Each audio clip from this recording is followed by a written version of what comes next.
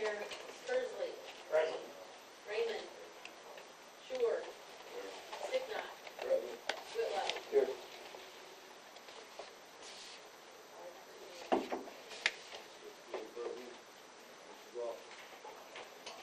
I'd like to introduce Pastor Kelly from Mason Grace Church, and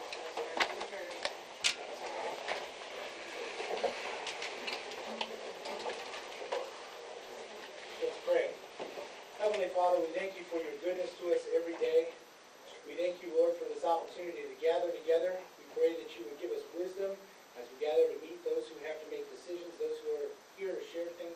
We pray for this county that you would bring blessing upon it, that you would bring healing where healing needs to be done, that where there's addiction, that it would be broken, where there needs to be healing in relationships and marriages. Lord, that you would bring civility. We pray that as this government body meets, that you would bring civility here, that we would set an example, a model to others to follow. We pray now that you would guide us as the things that are before us. In Jesus' name, amen. Pledge allegiance to the flag of the United States of America and to the republic for which it stands, one nation, under God, indivisible, with liberty and justice for all.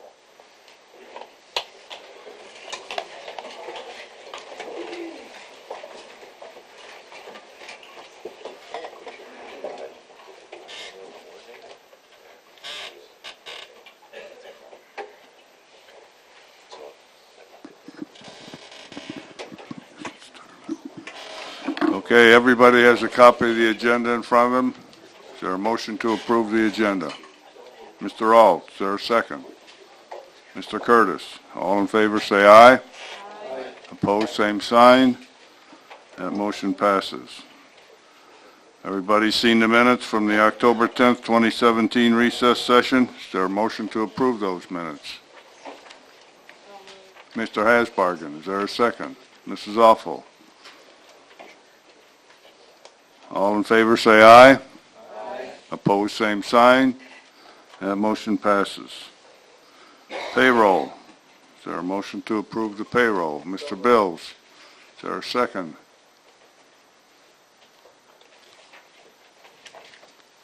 Is there a second to approve the payroll? Mr. Behrens. Are there any questions on the payroll? Clerk will call the roll, please. Behrens. Yes. Bills. Yes. Bowman. Yes. Kokenauer. Yes. Crow. Yes. Curtis. Yes. Hasbargen. Yes. Johnson. Yes.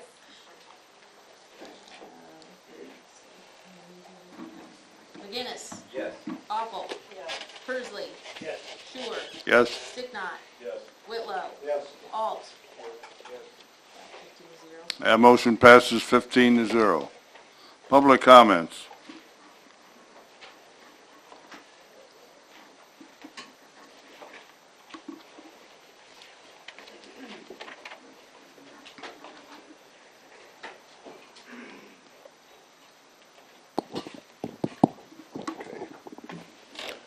The members of this board should be outraged and embarrassed because of the actions of Marvin Sticknett and John Shure. It all started in June when a county employee came to them with her concerns about verbal abuse from Yusuf. Instead of sending her concerns to an investigator, they brought them to the attention of Yusuf. Then, with the help of our state's attorney, they covered up a resignation that did take place. I have signed statements to prove a timeline to show the resignation was completed. Also, Sherry Johnson can affirm that Stickness was in the Park District office on the morning of December 15th at 9:40 in the morning. His statement to her was, "Yusuf has resigned and I am temporarily in charge." You're out of order. You're out of order, Mr. Giggler. The cover-up allowed Yusuf, with the help of John Shure, to be able to harass and finally fire Jamie Fanning. The way the last tax committee meeting was ran was an embarrassment to the county. Stickness verbally attacked Jamie Fanning and did not allow her to give a statement in defense. He also didn't allow Jed to make a motion to send iCare's offer to the full board against procedure completely. He can't disallow it. When Yusuf gave his report, he did allow statements from Yusuf in his defense. I'm disappointed in the committee members for allowing these actions. The members of the tax committee need to realize the chairperson is there to serve. He is not a dictator. When he attempts to be a dictator, they need to bring it to his attention that it is not allowed. Jed, it will be on the agenda again next month for your motion. Don't let him stifle you again. A second can be offered without any voice from him. Anybody can offer at any time a second. Don't have to wait for him to ask for it. Next, John Schur and Marvin Stickneth will ask for the reappointment of Yusuf, a man who has never received his animal control license since 2013 and was not reappointed as needed in 2015. Also, he's been accused of verbal abuse of 2 female county employees. We don't allow that in Iroquois County. When we cannot even consider the reappointment of Yusuf. It's time for this board to take control. Enough damage has been done by Stickneth and Schur.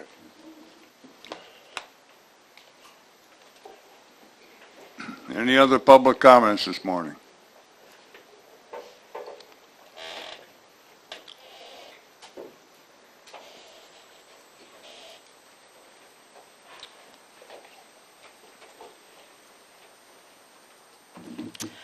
My name is Jamie Fanning. I was the former animal control warden that was fired on October 27th yes. Sorry, yes. My name is Jamie Fanning. I was a previous animal control warden that was fired on October 27th. At the tax committee meeting on November 7th, I was not given a chance to defend myself against allegations that were brought forth by Marvin and Dr. Yusuf himself. I'm not here to defend myself right now against those allegations. I can answer any of those questions if anybody has any. Right now, I just want you to ask yourselves, if I was fired for poor job performance on October 27th around 4:30 in the afternoon, why was Dr. Yusuf trying to force me into signing a contract at 9 o'clock that morning to continue working for the county? A contract that I did not want to sign. He told me if I did not sign that contract by the end of the day, I would be terminated. There was nothing regarding my job performance, nothing. So why was he trying to get me to sign a job contract if I was performing my job poorly? After contacting the state's attorney contacted Dr. Yusuf and told him he was not allowed to fire me for not signing that job contract, so they made up lies to terminate me instead. So ask yourselves, why was I being forced to sign a contract at 9 o'clock that morning that I did not agree with to keep my job? And then suspiciously at 4:30 that afternoon, I was terminated for poor job performance, and I had not been presented with anything regarding poor job performance prior to that. I'd just like you to ask yourselves, why are you being lied to? Thank you. Any more public comments?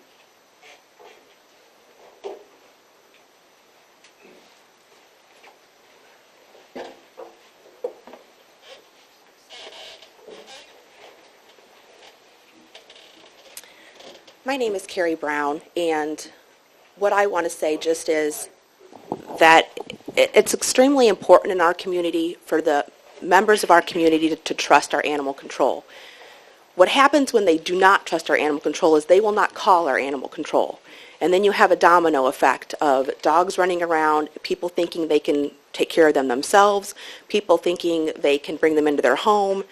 It just becomes a domino effect. The best thing for our community is to trust our animal control and to be able to have people feel comfortable calling them to pick up the dogs and to know that after the whole time is up, that they will be transferred on if they are deemed adoptable to a rescue. And that's just the best thing for our community. Whether or not you agree with anything else, the best thing is for people to trust our animal control. And I just wanted to say that.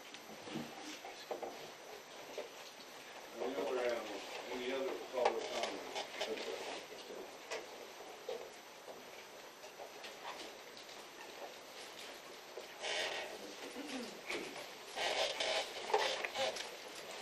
comments? My name is Bill Wallace.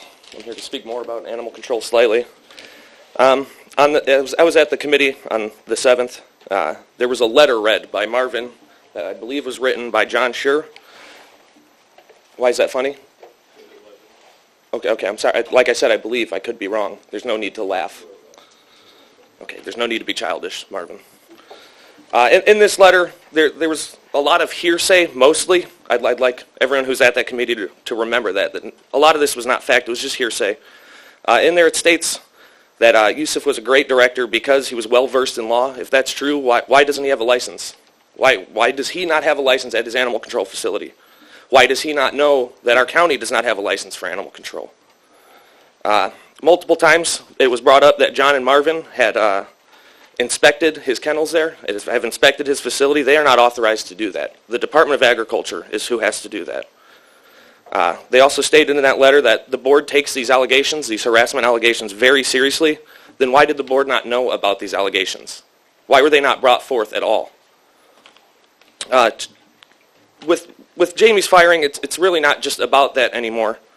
You know, the dog safety is a question you'd brought up, that these unadoptable dogs, you're able to view the euthanasia logs. Not a single dog from animal control was euthanized under Jamie's watch. Not one. Look at the logs before that. 10 a month, 12 a month. On top of that, there's the covered up resignation of Dr. Yusuf. I believe everybody in this room knows it occurred. Right now, a lot of the issues we're bringing forth are with how these things are being handled, and they're being handled very incorrectly. On top of the poor job performance, you had brought up that there was stacks of 10 days overdue paperwork. What paperwork? Is that your authority to state that, or to bring that up even? Where's Dr. Yusuf to defend these things? Where's the documentation he claims that she has signed about her poor job performance? None of these things exist. And if he brings them, I hope that you look into those signatures. I don't believe she has signed any of it. I think I'll end there. Thank you. Any more public comments?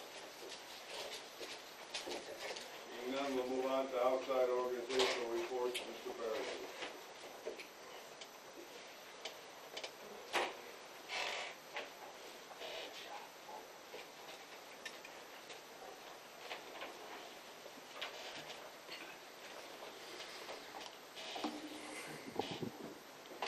There are some faces in here that probably haven't seen me. I haven't seen some of them, so let me introduce myself. I'm Ken Baragry.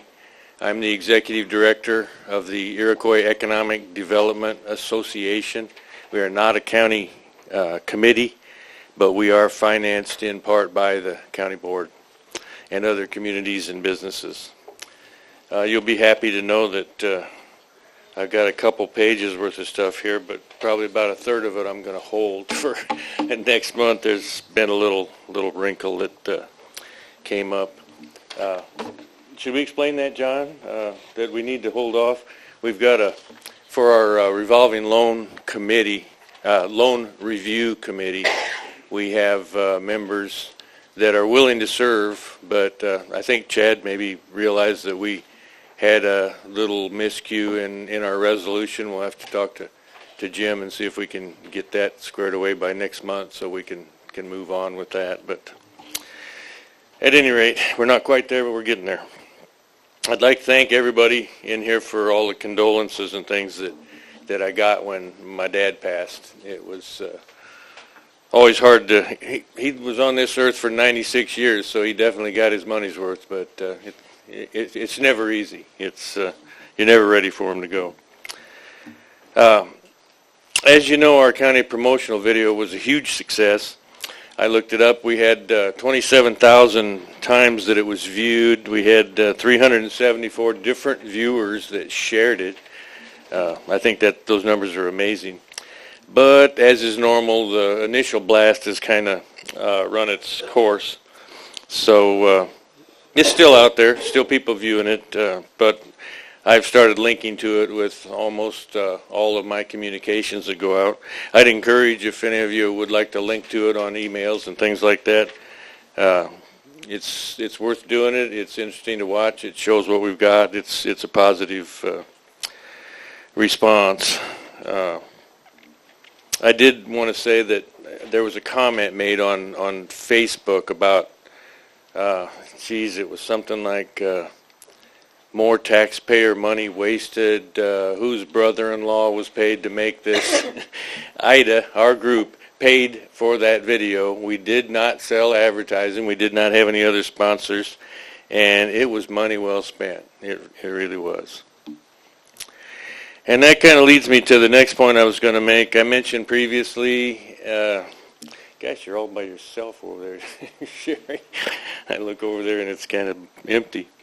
I mentioned previously that I was trying to use social media as a promotional tool.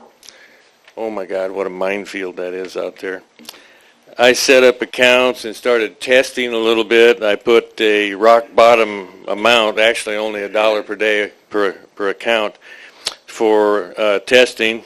A lot of work, and it's kind of interesting, but a lot of work. And like Google especially, they kept popping up little windows recommending that I use their automated systems, and they would do the work for me and save me time and money and make me more efficient.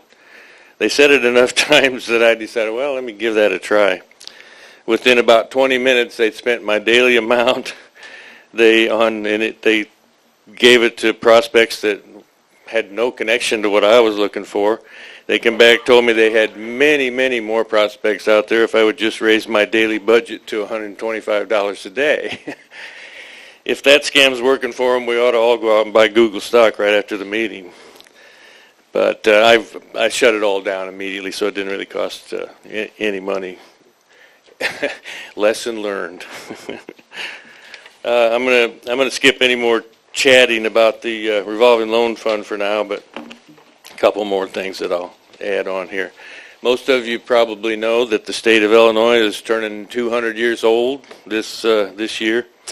They're throwing a year-long party starting next month, and they've asked every county in the state to participate if they can. Russ Bills has picked up the gauntlet for Iroquois County. Kudos to Russ. It's something that'll take some effort and hopefully a few thanks for it, but he could use some help. Anybody that's interested in getting involved in something like that, Russell could use some help. He specifically asked our economic development group to get involved, and after Russell convinced me that there's some long-term economic benefits to getting the Iroquois County, some of the unique history of Iroquois County and some of the stories out there, we agreed to help. There will be a kickoff meeting, what do we call it, Russell? A pre-organizational meeting. There will be one this Thursday evening at 6:30 at the Crescent City Community Building. So anyone that's interested in Iroquois County history or anything that could help promote our county along with the state of Illinois, I'm sure you'd be welcome to come over there. The Bosch building out there, Kevin and I just were chatting about it a little bit. The Bosch building has a new bank holding the paper on it. I kept telling you how the price was coming right down, and maybe we'd run into somebody that would be interested. Originally, that bank, that loan was held by the First Merit Bank in Akron, Ohio. They were taken over by the Huntington Bank in Columbus, Ohio. Huntington's like $100 billion plus bank holding company. And we kind of lost a little bit of a step there because they firmed the price. They not only firmed it, they started raising it back up. But they'll learn after a while. It's somebody new.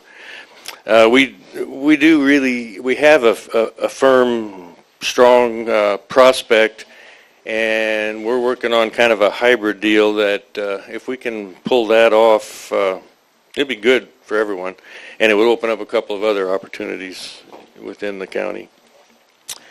I'll just finish up with some quick answers from questions that people hit me with in the hallway. Pizza Hut sale in Watseka fell through. That building's back on the market.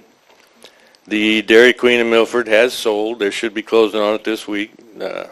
Met the owner or the potential new owner, and he's got some good ideas. Vips in Watseka is reopening.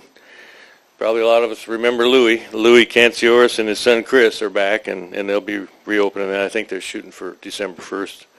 I've seen a few people sitting in there drinking coffee already, so everybody that knows Louis just pops in. The Scotchman's West in Watseka has reopened. And Rod's got some interesting ideas, and there's more to come. He's going to be doing quite a bit more out there. There is some current potential, one thing going on for sure, that might mean some potential activity for the Gilman Industrial Park, which would be great. It's been a while. The new clubhouse is under construction over at Shagbark. The reason I mention that is that Schwami and Shagbark, golf courses in the area are always a good draw for business folks. They're good places to, a lot of deals are made on napkins and the back of scorecards. So that'll be a nice asset for Gilman and Argo when it gets done, and the whole county, really. And down in Milford, the Town and Country, the event center down there, they have finally received their liquor license, and the place is beautiful, and it will be a huge draw for Milford and a great draw for the entire county again. So, question, Donna? Burgers and beer. Burgers and beer. You got me. You got me. Nothing seems to be going on there. Last that I talked to them, they said they were still planning. Can't answer the question. I don't know. Maybe they don't know either, but that's it. Yeah. Just curious, and I mean no disrespect with this question, but what is it that Paxton's doing, and what is it that like Momentus is doing to get the new facades? And I mean, all the time I'm seeing Paxton on the news, and it just looks like it's flourishing there. What are they doing that we're not in the niche? And I know they're closer to 57, but I'm going to erase that. Yeah, that's probably not. Working on it. City of Watseka, the new mayor John, he's involved in trying to get some grants for new facade work in Watseka. It's a community effort. There's not a lot of money out there, but there is some there, and if they go after it, somebody's going to get it. So I guess maybe they're going after it harder than some others, but Gibson City's another one that just seems to be booming along, you know. But attitude probably is a good part of it. Like I say, there's not a lot of money out there. I mean, we did hear Carl mentioned, I think, this morning on the radio that the state's going to pay $9 billion worth of bills today, but that still leaves them $7 billion in the hole with the medical industry. So I mean, there's still just not a lot of money out there, but there is some. Haven't looked into that, but that's a good point.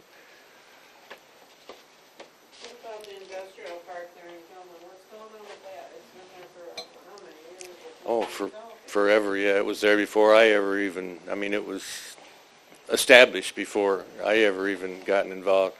Through the years, I've had a dozen possible, I don't remember exactly, prospects that may go in there. We've had some, I don't know, I can't honestly explain why. It's a great spot. It's got great infrastructure. Everything's there. I think the fact that there's a public-private combo there, I don't know if that causes trouble or not. I guess what I'd say is the government probably would not put money anymore into privately owned property. I don't think that's a big problem, but it's just a situation that's kind of unique. You have a lot of people you have to deal with when you're trying to get something done, but there's a little bit going on over there right now. It's not huge, but I can't really even expand on it, but hopefully something will happen. It's been, oh my gosh, that's been 10, 12, 15 years. It's been there a long time. A lot of money, yeah.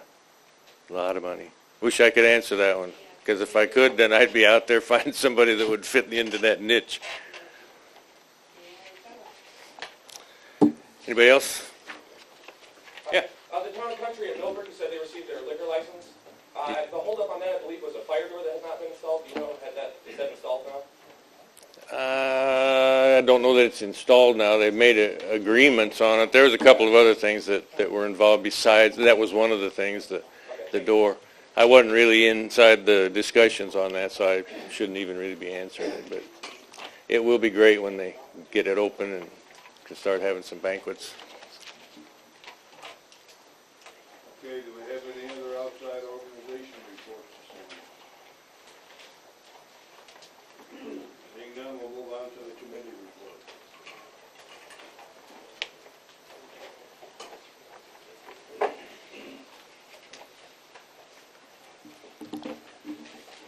Members of the County Board, your committee to whom was referred policy and procedure would beg leave to submit the following report on the matters before them. Your committee met at the Administrative Center on November 2, 2017 at 9 a.m. Members present were Scher, Raymond, Anderson, Behrens, Bills, and Sticknoth. Troy Crumweedy was absent. Also present, Finance Director Anita Speckman, County Clerk Lisa Fancher, Treasurer Mindy Coots-Hagan, IDA Director Ken Baragry, County Board Member Larry Hasbargen, and Wendy Davis with the Times-Republic. The meeting was called to order. It was moved by Lyle Behrens and seconded by Russell Bills to approve the agenda. Motion carried by a voice vote. During public comments, County Board Member Larry Hasbargen questioned the reasoning behind animal control reporting to the Tax Committee when all other contracted services report to the Management Committee. Bills answered that the functions of animal control, such as payment and collection for dog registrations, used to be handled in the Treasurer's office, and the Treasurer has always reported to the Tax Committee. Treasurer Mindy Coots-Hagan noted animal control may have reported to the Judicial or the Health Committee at one time in years past. The committee chairs gave their monthly reports. Highway Chairman Russell Bills reported the Highway Committee was going to send a resolution to the County Board regarding the state's motor fuel tax funding formulas. Planning and Zoning Chairman Dan Raymond will review monthly reports with the committee and a variance request for a setback that has been received.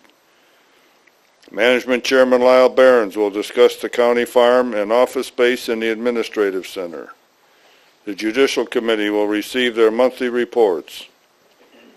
Tax Chairman Marvin Sticknoth reported Margaret Fox with iCare has a presentation for the committee concerning her desire to take over animal control. The committee will also receive their monthly reports. County Board Chairman John Scher read Emergency Management Association Director Eric Stacey's monthly report to the committee. Stacey reported on the hazardous material spill that occurred on October 10. The Emergency Operations Plan was submitted for review on October 13.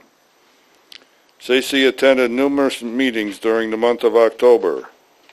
The next LEPC meeting will be held on November 14. There was no update on the Illinois Bicentennial Initiatives. There was no update on the arbitrator ruling on a telecommunicator contract. An email from County Board Member Sherry Johnson was distributed to the committee members regarding a policy regarding County Board emails. Sher noted the topic was brought up last month by Johnson. Johnson's email states she would like support in creating the policy. Raymond offered to assist Johnson in creating the policy. The county's computer use policy was tabled until the next Policy and Procedure Committee meeting. Raymond questioned the reasoning for the policy being reviewed. Scher stated it primarily has to do with deleting emails and what is necessary to keep due to the amount of FOIA requests that have been received lately. A discussion was held with State's Attorney Jim Devine regarding the policy, and he said we will also need to coordinate with the Local Records Act. The fiscal year 2018 holiday and meeting schedule was distributed. It was moved by Anderson and seconded by Bills to approve the holiday and meeting schedule for fiscal year 2018. Motion carried by a voice vote. Scher explained a resolution was passed a couple months ago for IMRF, but what was passed needs modified. The corrected resolution was distributed. County Clerk Lisa Fancher explained the changes Devine had to make to the resolution, which included the date the elected official position became qualified and the title of the elected official. Finance Director Anita Speckman noted the number of hours on the resolution now states 1,000 hours rather than 600 hours. However, the current elected officials are grandfathered into the 600-hour limit. It was moved by Bills and seconded by Raymond to approve the resolution for elected officials' participation in IMRF. A roll call vote was taken. Motion carried. Sure reported no appointments to be made. Sure reminded the committee of the appointments of Lori Heath of Iroquois Federal and John Hutchinson of Iroquois Farmers State Bank to the Revolving Loan Fund Committee. Correspondence was distributed to the committee. The committee reviewed the claims. It was moved by Sticknoth and seconded by Raymond to pay the claims subject to county board approval. A roll call vote was taken. Motion carried. As there was no further business to come before the committee, it was moved by Raymond and seconded by Bills to adjourn at 9:32 a.m. Motion carried by a voice vote, all of which is respectfully submitted, signed by all members present, and I move for its adoption. Is there a second? Mr. Bills, second. Are there any questions or comments on the report? Mr. Hasbargen. I was at that meeting, and I know the calendar was also approved at that meeting, but I don't see it mentioned in here. Is that right, Lisa? I just finished mentioning it. Did I not see it? Okay.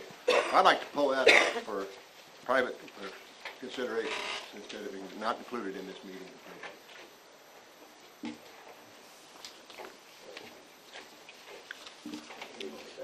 I make a motion to do that, yes. Pull it out. This is the third paragraph on the second page that you're referring to? Third paragraph, yes.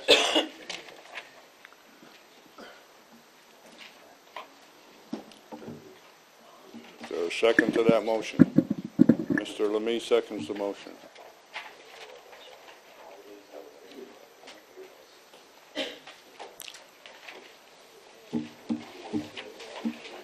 Would you like to elaborate on your... Well, some of us would like to change to night meetings. This gives us a chance to disapprove this calendar and try to approve a new one.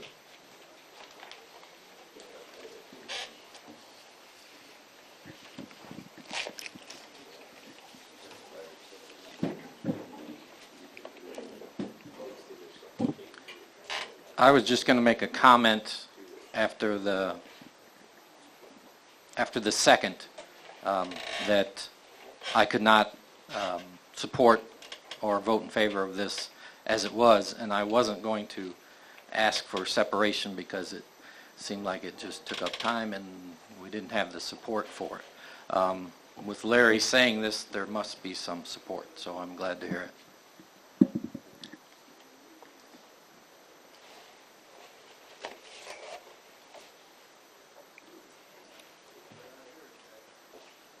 Okay. Are you moving to disapprove the holiday schedule and meeting schedule? The meeting schedule, yes. We have to separate it first. Right. Okay, call the roll, Get discussion done. I guess. We're voting on separating the calendar for separate consideration. Bills. Bowman. Yes. Kokenauer. Yes. Crow. Yes. Curtis. No. Hasbargen. Yes. Johnson. Yes. Lee. Yes. McGinnis. Yes. Apple. No. Persley. Yes. Shore. No? Sticknot. No. Whitlow. Yes. Alt. No. Barons. No.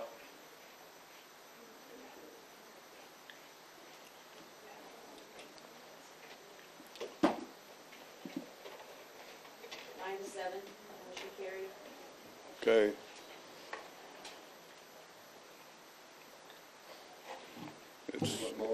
It's up to you. We'll amend it to 7 p.m., 6 p.m. Is that what you're at? That's my question, what are you asking? We want to amend it to evening meetings at 6 p.m. Make the motion. Okay. We'd like to amend it to evening meetings starting at 6 p.m.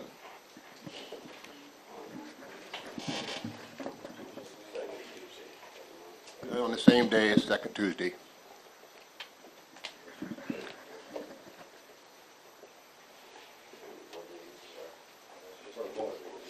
The reason that I voted for separation myself personally is because I have talked. Can you use your microphone so everyone can hear you? Okay. Is that better? Okay. Reason I voted the way I did on this is because I think separation on this I think night meetings myself, I've talked to some young people that told me that they would consider running for the board if they could just, didn't have to work during the day all the time. So I think it's a good idea to have a night meeting at least once in a while.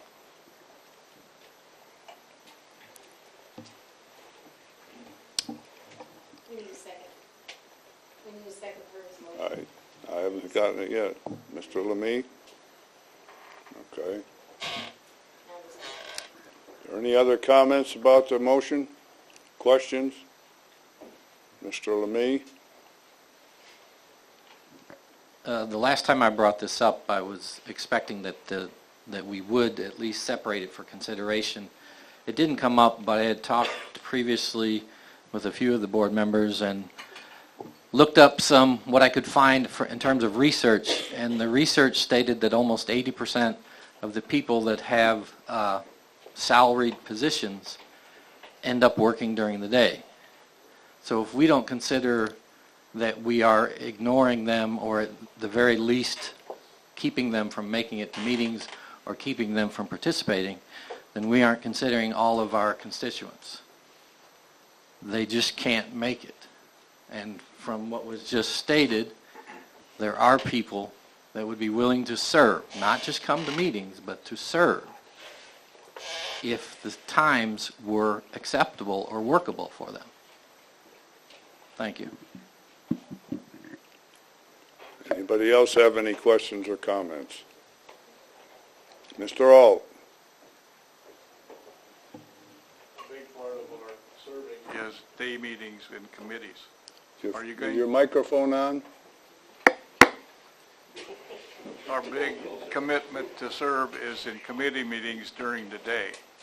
Are you going to now say committee meetings are at the day and the county board meeting is at night? The serving is in the committee meetings. We all know that. There's more time spent there than here. There's more value in the serving, I believe, in the committee meetings. And you're also asking the employees of the county to come at night when they have full-time jobs all day long too. Are you going to require them to come at night? Mr. Lemay? Well, if you want to make that a motion that we should include more of the committee meetings during the day, you should go for that. But consider that if we have employees and they had to meet over on the other side of the county, are we going to give them the time off to go and serve in a meeting like this? I have a feeling that we wouldn't do that. So you're considering the employees or employers around here. I'm sure they would like their employees to participate in the county government, but it cuts into their profits, I'm assuming. If they've got a person missing for that amount of time or whatever it is, it's a hassle for the employers. It's completely inconvenient unless you've got a very flexible job or you work for yourself or something like that. Or you're retired, yes. So the rest of us that still hold a regular daytime job just find it very difficult to make it in. And I'm all behind having more of the meetings at least at 5 o'clock at night, but for right now I'm happy with just a start, getting at least something going to show that we are considering people's position when it comes to serving on the board. Can I say something? Yes. I just want to remind you that when we talked about this several years ago, when the Attorney General's opinion was asked for, and it is the state's Attorney General's opinion that day meetings are reasonable access to the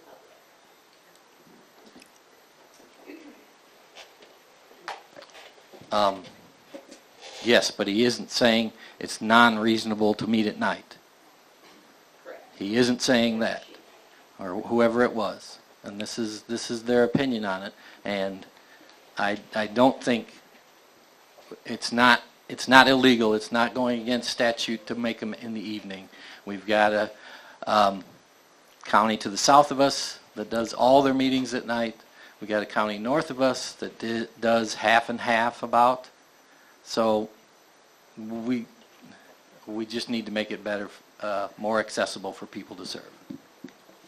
Can I comment on that? I know several people have voiced their concerns. Nobody's given you authorization to speak, ma'am. Oh, of course. Would you like to speak? I would, that's why. Raise your hand. Go ahead. I know several people have voiced their concerns within this county about the meetings being in the morning. Several people have stated that they would like to attend, but it's impossible for them.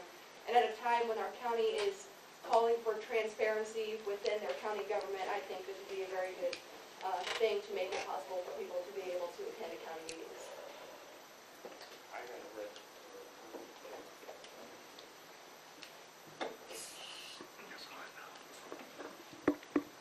Anybody else? Mrs. Crow, excuse me. This could be possible. Is this on? Okay. I don't know, but we can't hear you. This could be possible if we were to actually analyze how many of our employees this would affect. We could institute a policy where in evening time, when they worked over, there could be a couple hours of comp time at some point during the week where they maybe came to work a few hours later. It's a workable situation if we wanted to look at it. We could move the committee meetings till later in the day, where you might miss a half an hour of work instead of an hour of work. But we're set in stone on this issue, and nobody's willing to move. If we looked at actually the working movable parts, this could be a possibility. At least, if not to do it all in the evening, to move them at more accessible times for the general public. Mr. Whitlow. If we got some young people that are actually interested in becoming involved in county government, I think that'd be an excellent thing if it happened that way, because that's where our future is.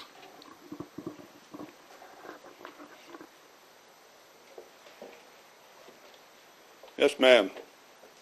I just wanted to say that, Can you speak loudly so everyone can hear you? yeah, I just wanted to say that I think traditionally what you're doing is what's best for you on the board by meeting during the day, but it's not really what's best for the members of our community who want to be more involved, especially people my age who are trying to, who would like to come to meetings, we would like to be more involved, but we can't be because it's during the day.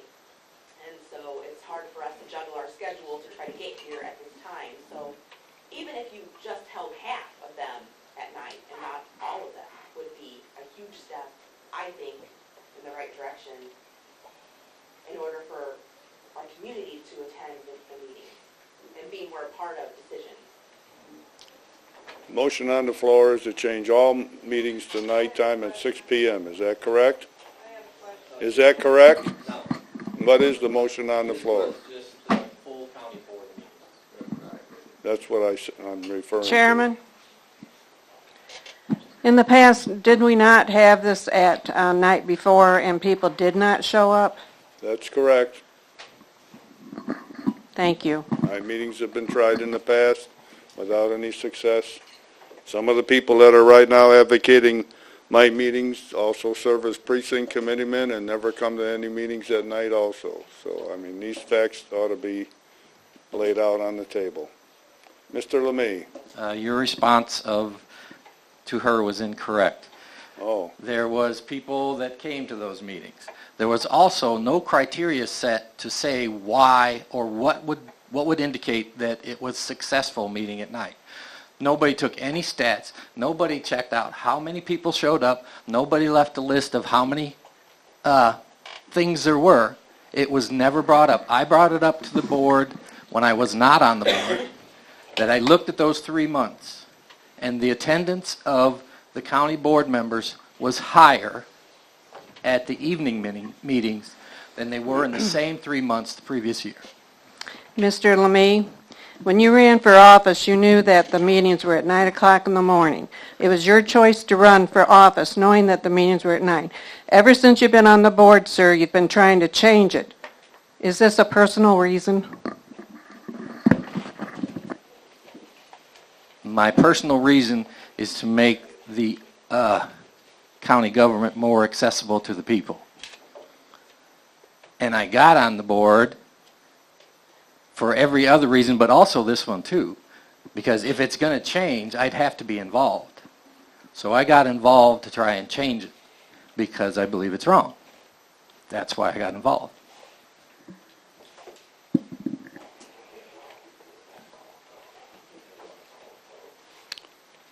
Which one of you wants to speak first?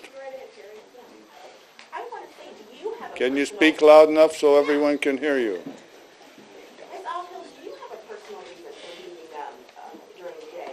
Why not, if you can make things better? for Because I think community- if we do that, we're gonna be paying. You're out of order. She had the floor. I just feel like you should give it a chance, and if it brings more younger people to this meeting, and it brings younger people onto the board, and change is not a bad thing. You gotta behave. It's not a bad thing. Change can be a good thing, so you at least need to give it a chance, and just not all of a sudden say, no, we're not gonna do it, because, we don't want things changed. Well, that's ridiculous. Okay, Can I talk now? no, just hold on a minute. Mrs. Fanning? Yeah, my question as well was, why are you so adamant to keep the board meetings in the morning so that the community cannot attend? There has been so many people that have voiced their concerns. Obviously, it's something that the people of the county want. Why are you so adamant to make it so that does not happen? Well, I'm not totally against it. It's just that I'm seeing it as though we're going to have our office holders pay them to come at night also, and that's an expense to the taxpayer, ma'am.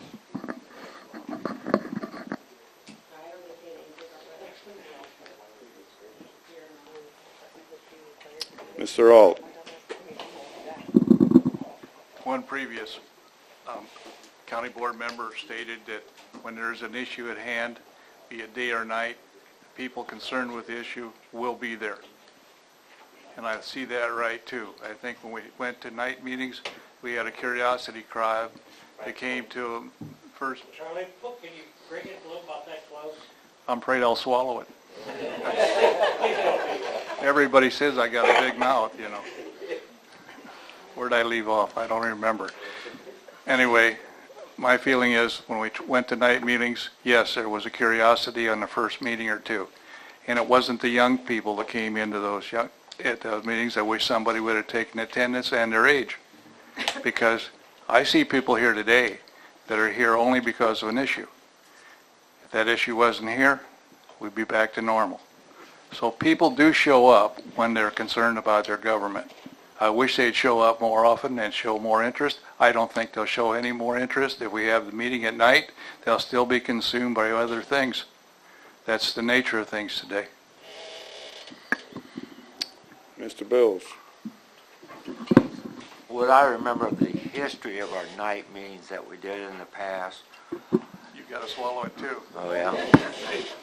What I remember of our history of night meetings that we had in the past was, and this is going back years ago naturally, we first decided to do during the winter time or daylight savings time, because first of all, there was a lot of our elected officials and stuff when they had kids playing softball, baseball, whatever, and other sports going on during the summertime. It made it very difficult for them to get here in the evening. And so that kind of went through, and when we first started doing those night meetings, they were so January, February. The first time, it was a large turnout. Second month, very little turned out. And by the time the third month went by, there was no more people showing up at the meeting. And that's the way I remember our history of doing it. Mr. Bowman? I call for the previous question. Is there a second? Call the roll, please. Mr. Chairman, will you reread the motion before we vote, please? Well, right now, we're calling for. We're calling for the question.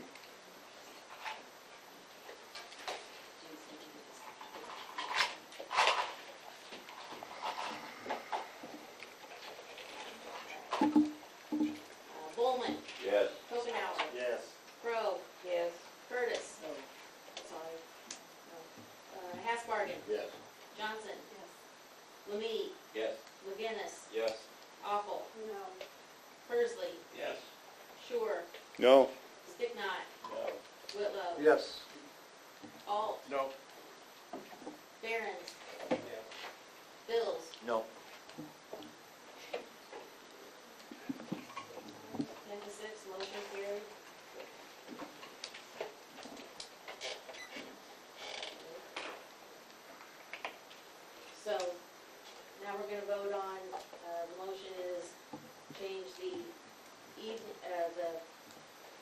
full county board meetings to evening meetings at 6 PM on the second Tuesday of the month. Is that correct?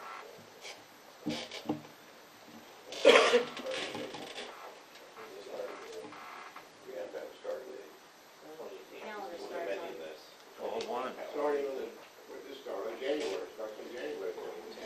on. No, it doesn't.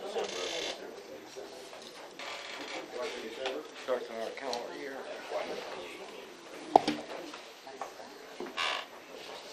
December 1.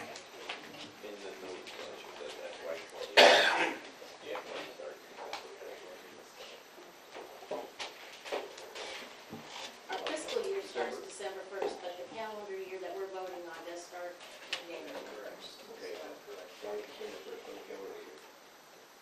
January 1st. You mean January? You're right, January. Okay.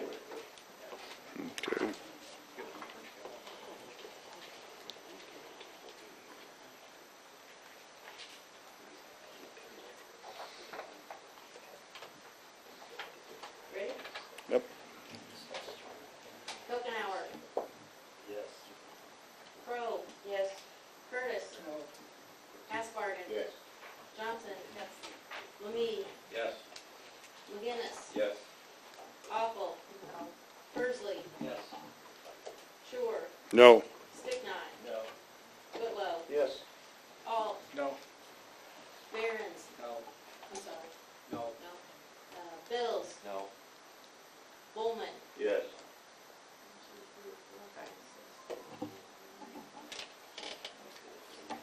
9-8, motion carried. You have it. Okay, starting January, we'll be meeting at 6 o'clock in the evening. 6 o'clock. Everyone that works here during the daytime will have to pay for their own supper or figure out some way to spend their time from 4:30 to 6. Are there any other questions or comments on the remainder of the report? Mr. Sacy. Just a comment, in my written report, I said that there's an LAPC meeting today. That meeting is canceled. We didn't have any vital business we need to talk about, so that's all. Okay, anything else? Seeing nothing, the clerk will call the roll, please. Crowe. Yes. Curtis. Yes. Asbargen. Yes. Johnson. Yes. Lemay. Yes. McGinnis. Yes. Awful. Yes. Persley. Yes. Sure. Stickney. Yes. Whitlow. Yes. Alt. Yes. Barons. Yes. Bills. Yes. Bowman. Yes. Kokenauer. 16-0.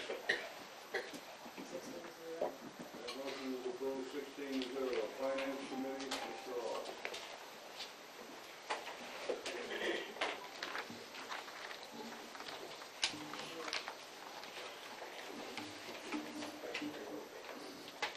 Mr. Chairman and members of the county board, your county committee to which was referred to, Finance, would beg leave to submit the following report on the matters before them.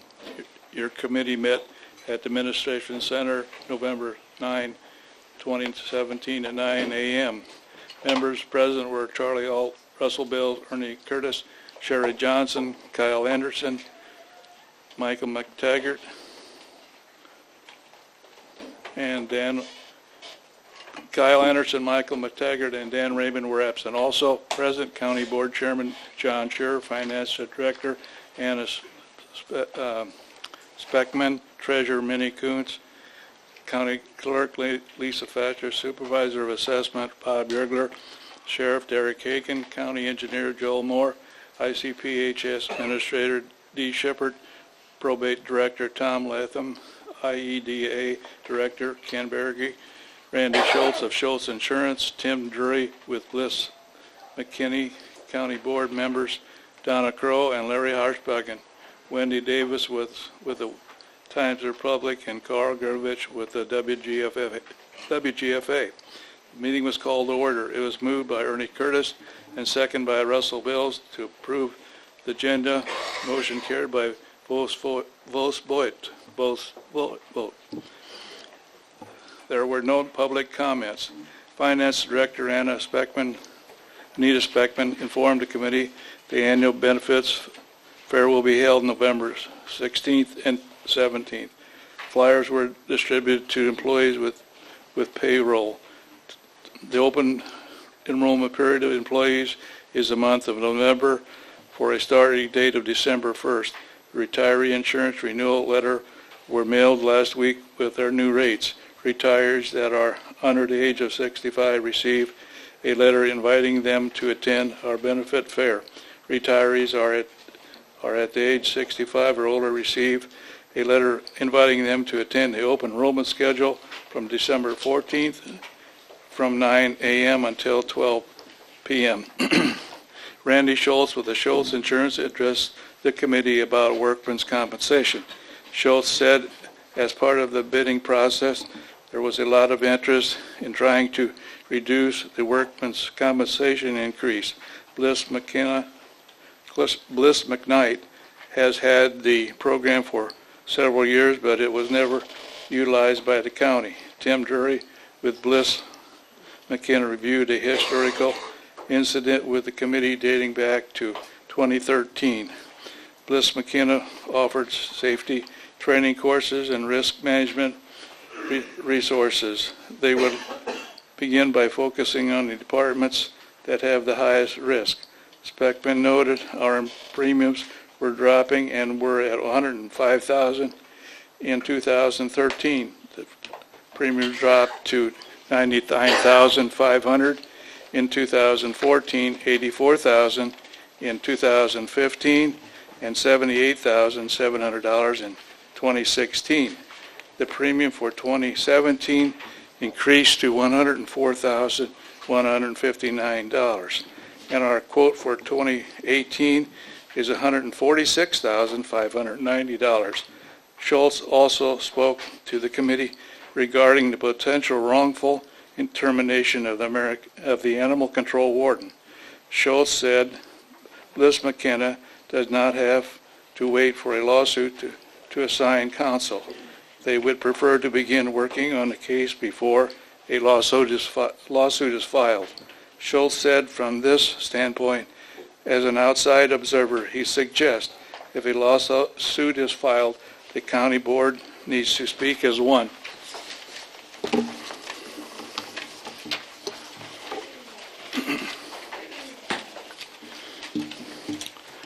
Speckman provided copies of the audit engagement letters with Clifton Larson Allen. She explained that they are different this year from cost-saving cost-saving reasons. Speckman explained the difference in the engagement letters and the savings is $1,000.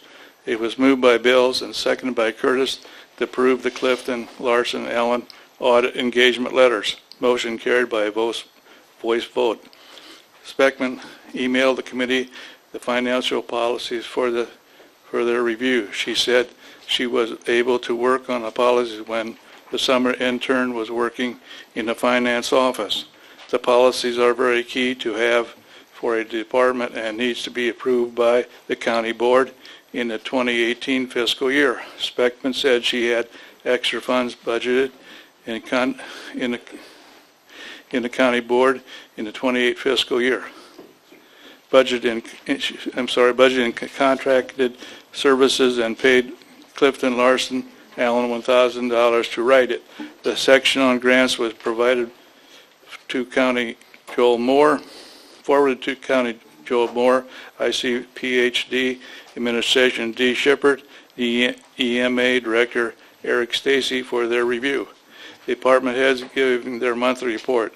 They were as follow. Treasurer Mindy Kuntz-Hagen distributed copies of the state payments to the committees and noted that another public safety payment was received yesterday in the amount of over $34,000. Sheriff Derek Hagan reported his new hire started November 1 to replace the deputy hired had 2 years of previous experience and is currently working on the geography of the area and rules and procedures of Iroquois County. There will also be retirement November 30th. Probate Director Tom Latham reported a contract for probation expired November 30th. Negotiations began September 29th, and he will keep the committee informed. Supervisor of Assessments Bob Yergler. Report publications will be in the newspaper beginning November 13th, and claims will be accepted through the Board of Review through December 20th. Yesterday, the House passed House Bill 156, Amendment Number 3. This was a statewide long-term occupation homestead exemption. Yerger explained that people who have owned and lived in their house for 8 years or more can get a additional exemption based on income of under $100,000. Yerger said the county has 8,705 current homestead exemptions. Last year, census showed 8% of the county earned $100,000 or more. Yerger urged the board members to call Senator Jason Brickman directly to oppose this exemption. County Engineer Joel Moore informed the committee that a new 911 director was hired on November 7th. Committee received claims.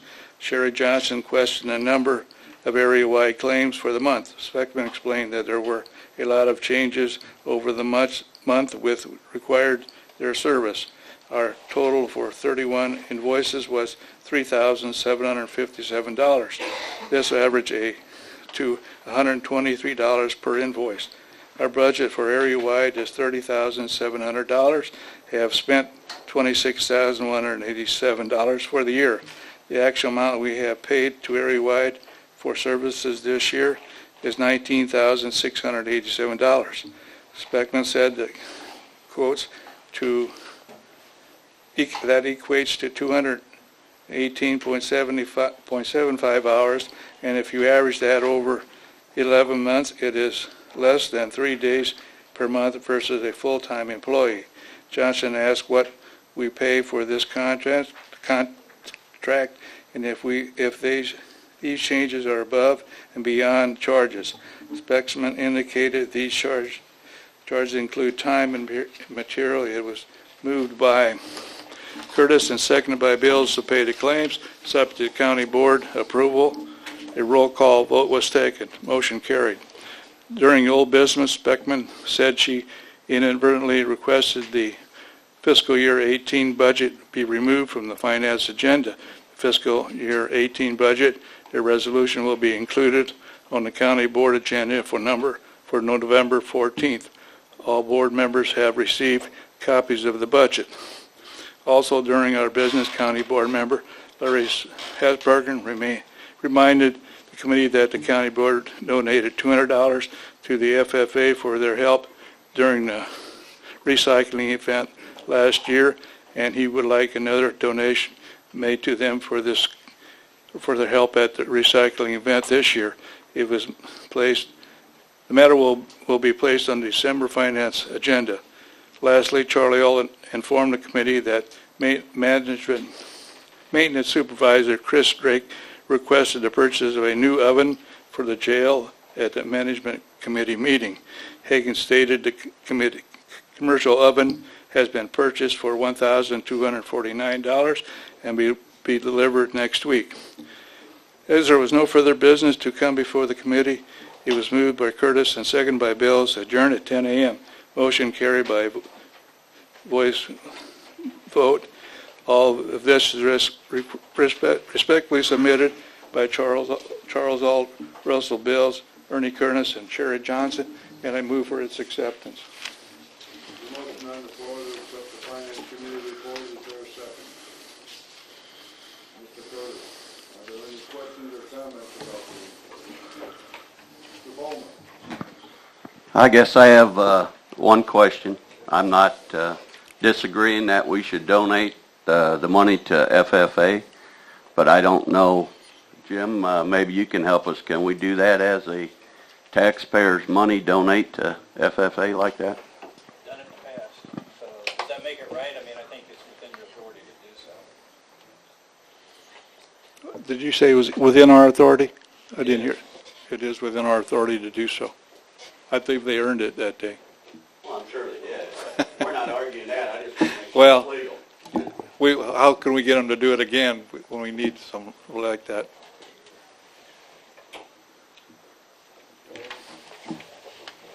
since it's brought up in this committee report, I'd like to introduce, this is our new 911 coordinator, Eric Raymond. So he started November 7th. He's still trying to get everything, his feet on the ground. So, but feel free to stop in the 911 center and say hello and introduce yourself. So.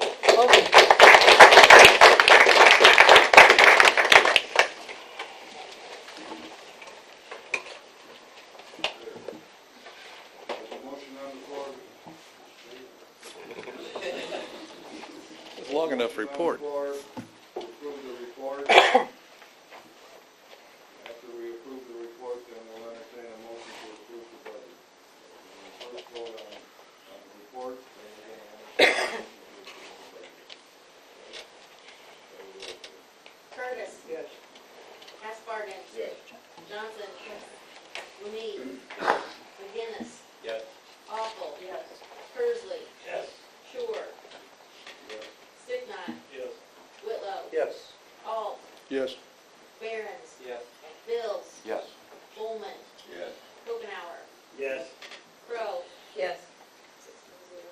That motion is approved 16-0. Now the budget. Do I hear a motion to approve the fiscal year 18 budget?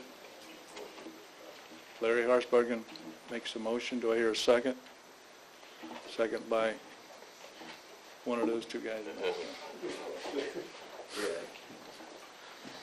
All in favor signify by saying. Okay. Any questions or comments? Yeah, you're right.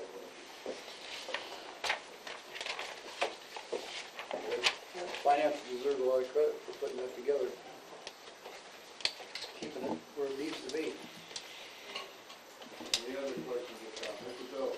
I think Anita deserves a big hand for getting the information.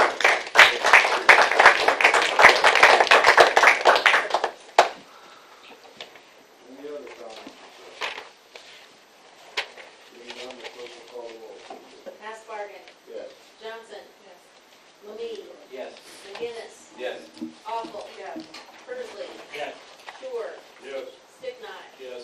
Whitlow. Yes. Alt. Yes. Barons. Yes. Bills. Yes. Bowman. Yes. Kokenauer. Yes. Crow. Yep. Curtis. That motion is approved 16-0. Management Services Committee, Mr. Barron. Mr. Chairman and members of the County Board, your committee to whom was referred Management Services would beg leave to submit the following report on matters before them. Your committee met at the Administrative Center on November 6, 2017 at 9 a.m., not p.m. Most members present, Barons, Alt, Johnson, McGinnis, and Awful. Larry Hasbargen, Kevin Bowman were absent. Also present, County Board Chairman John Schur, Finance Director Anita Speckman, Maintenance Supervisor Chris Drake, Superintendent of Veterans Assistance Jennifer Ingram, County Board Member Donna Crow, and Wendy Davis with the Times-Republic. The meeting was called to order. It was moved by Barb Awful and seconded by Chad McGinnis to approve the agenda. Motion carried by a voice vote. There were no public comments.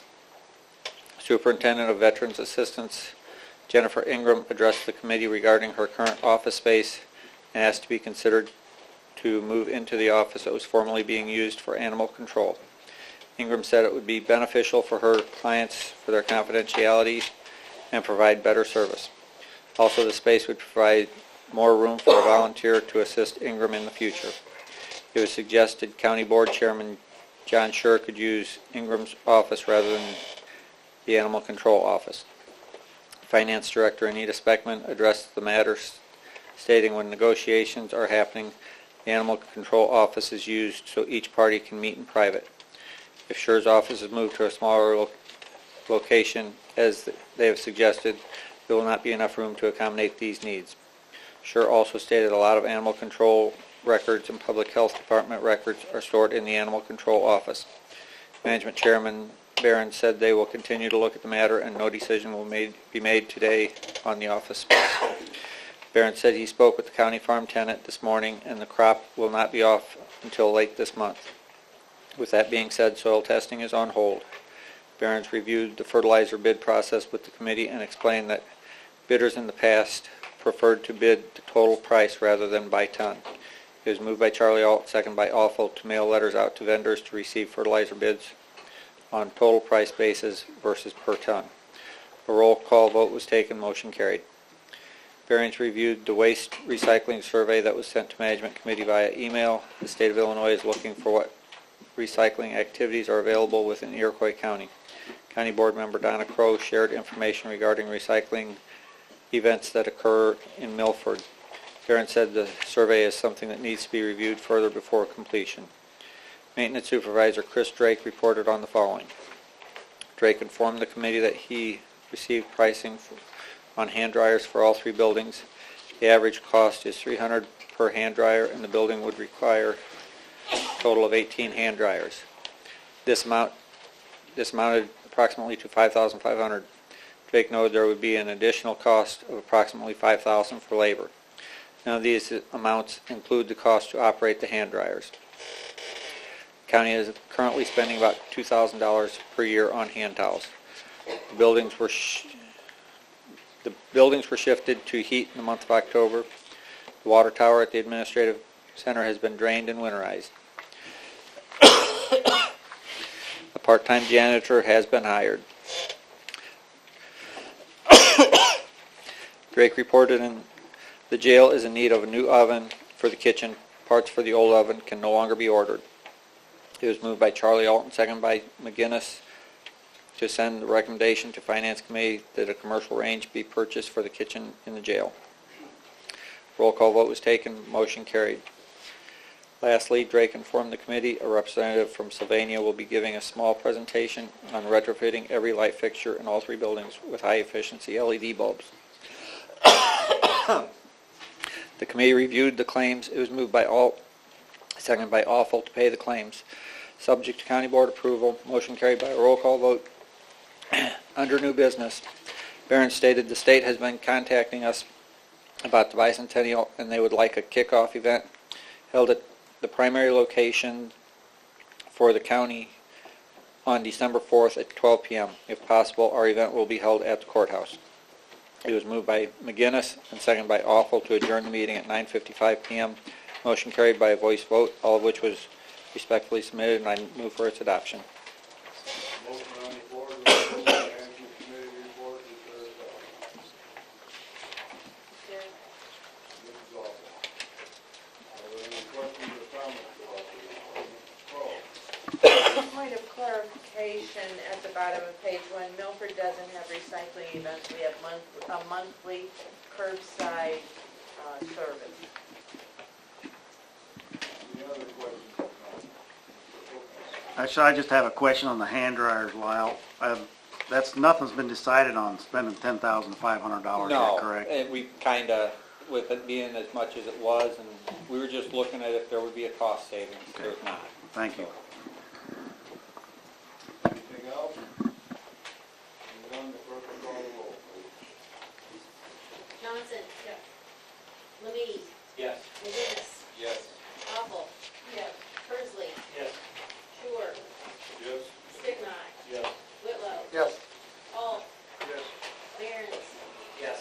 Bills? Yes. Molman? Yes. Kokenauer? Yes. Crow? Yes. Curtis? Askew? Yes. Motion passes 15-0. Tax Committee, Mr. Stickler. Mr. Chairman and members of the County Board, your committee to whom was referred tax would beg leave to submit the following report on the matters before them. Your committee met at the Administrative Center on November 7, 2017 at 9 a.m. Members present were Sticknot, Crumweedy, Kokenauer, Awful, Persley, and Whitlow. Michael McTaggart was absent. Also present, County Board Chairman John Schur, Finance Director Anita Speckman, County Clerk Lisa Fancher, Supervisor of Assessments Bob Yergler, Treasurer Mindy Coots-Hagen, ICPHD Administrator D. Shippert, Director of Environmental Health Terry Iman, Animal Control Administrator Dr. Youssef, IEDA Director Ken Baragry, Margaret Fox with iCare, former Animal Control Clerk Beth Utke, former Animal Control Warden Jamie Fanning, County Board members Donna Crow, Larry Hasbargen, Sherry Johnson, and Chad McGinnis, Wendy Davis with the Times-Republic, and Carl Gerdovich with WGFA. The meeting was called to order. Tax Committee Chairman Stick Knott suggested the agenda be amended to allow the Animal Control Report to be presented prior to iCare presentation. It was moved by Offal and seconded by Whitlow to amend the agenda to allow the Animal Control Report to be presented prior to iCare presentation. Motion carried by a voice vote with Kokenauer voting nay. It was moved by Persley and seconded by Offal to approve the agenda. Motion carried by a voice vote with Kokenauer voting nay. The committee reviewed the claims. Stick Knott noted there is a claim payable to Watseka Animal Hospital that includes a $75 charge for euthanasia and cremation for a cat, which is against county policy. A private citizen brought in a very sick cat and asked for the service to be done. If the committee chooses, they can begin paying for these sorts of charges. The committee chose against this and reduced the amount of the claim from $1,935 to $1,860. It was moved by Whitlow and seconded by Persley to pay the claim subject to county board approval, including the reduction of $75 for the animal hospital claim. Motion carried by roll call vote. During public comments, Stick Knott reminded those in attendance of the public comment policy.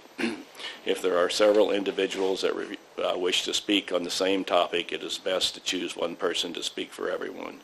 There is also a limit of 5 minutes per comment with a total of 30 minutes altogether. County Board member Larry Hasbargen spoke to the committee in support of former Animal Control Warden Jamie Fanning. Hasbargen said he could show that Stick Knott and County Board Chairman John Schur conspired with Animal Control Administrator Dr. Youssef, and Fanning was harassed in the workplace by Dr. Youssef. During these events, several violations of our employee policies occurred. Hasbargen referred to October 26 at 10 a.m. stating he and Fanning with State's Attorney Jim Devine concerning that he met with State's Attorney Jim Devine concerning a matter of Dr. Youssef, telling Jamie she would only be working 2 weeks each month and the newly hired warden would work the other 2 weeks. Hasbargen told the committee this is considered harassment because Fanning is a full-time employee. Fanning was also given a document to sign that Dr. Youssef had drawn up and told to come in on the morning of 27th with the document signed. Hasbargen asked Fanning to submit the document for the record. Hasbargen said all job descriptions are to be approved by the county board. However, this document was not approved by the county board. Hasbargen continued stating Dr. Youssef told Fanning he had been in meetings with Schur, Stick Knott, and Devine on all changes, and all changes had been approved. During the meeting Hasbargen and Fanning had with Devine, Devine denied being involved in the meeting or approving any changes. Devine said he looked at the document and told Dr. Youssef changes needed made. Hasbargen reminded the committee that during the September committee meeting it was approved for the new hire to work when Fanning was unavailable. When Fanning did not sign the presented document, she was not put on the schedule and was told if she did not sign it by 5 p.m. that day, she would be fired. Hasbargen stated this is more harassment towards Fanning. Hasbargen said he called Devine with his concerns and was told that she would not be fired, but that was not the case. Fanning was called in for a meeting in the afternoon of October 27th. Fanning requested a board member be present for the meeting. Hasbargen said Sherry Johnson was present for the meeting, but Schur refused to let them attend. Fanning was fired at the meeting.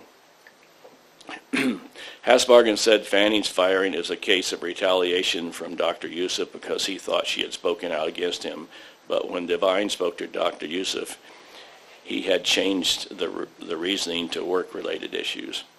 Hasbargen pointed out another policy violation that states the employee may choose to have a coworker or representative present during the meeting. Hasbargen said Schur violated this policy by not allowing Hasbargen or Johnson to attend the meeting between Fanning and Dr. Youssef. Hasbargen continued stating Dr. Yusuf verbally abused Fanning multiple times. Verbal abuse it also occurred towards the deputy clerk in the animal control office. Fanning has met with Sure and Sticknot with her issues, but the issues were never resolved. Hasbargen also brought the matter to the attention of Devine and was told by Devine that he didn't want to be involved. Hasbargen read from a signed letter from Fanning dated October 25th. The letter states Fanning received a call from Dr. Yusuf telling her of his resignation, effective immediately, and all county dogs must be removed from his clinic by the end of the day. County board members Sherry Johnson and Chad McGinnis spoke next to the committee concerning the county's violation of policies, ordinances, and criminally violating state statute in regards to animal control. Johnson reiterated that she was requested by Fanning to attend the October 27th meeting between Fanning and Dr. Yusuf.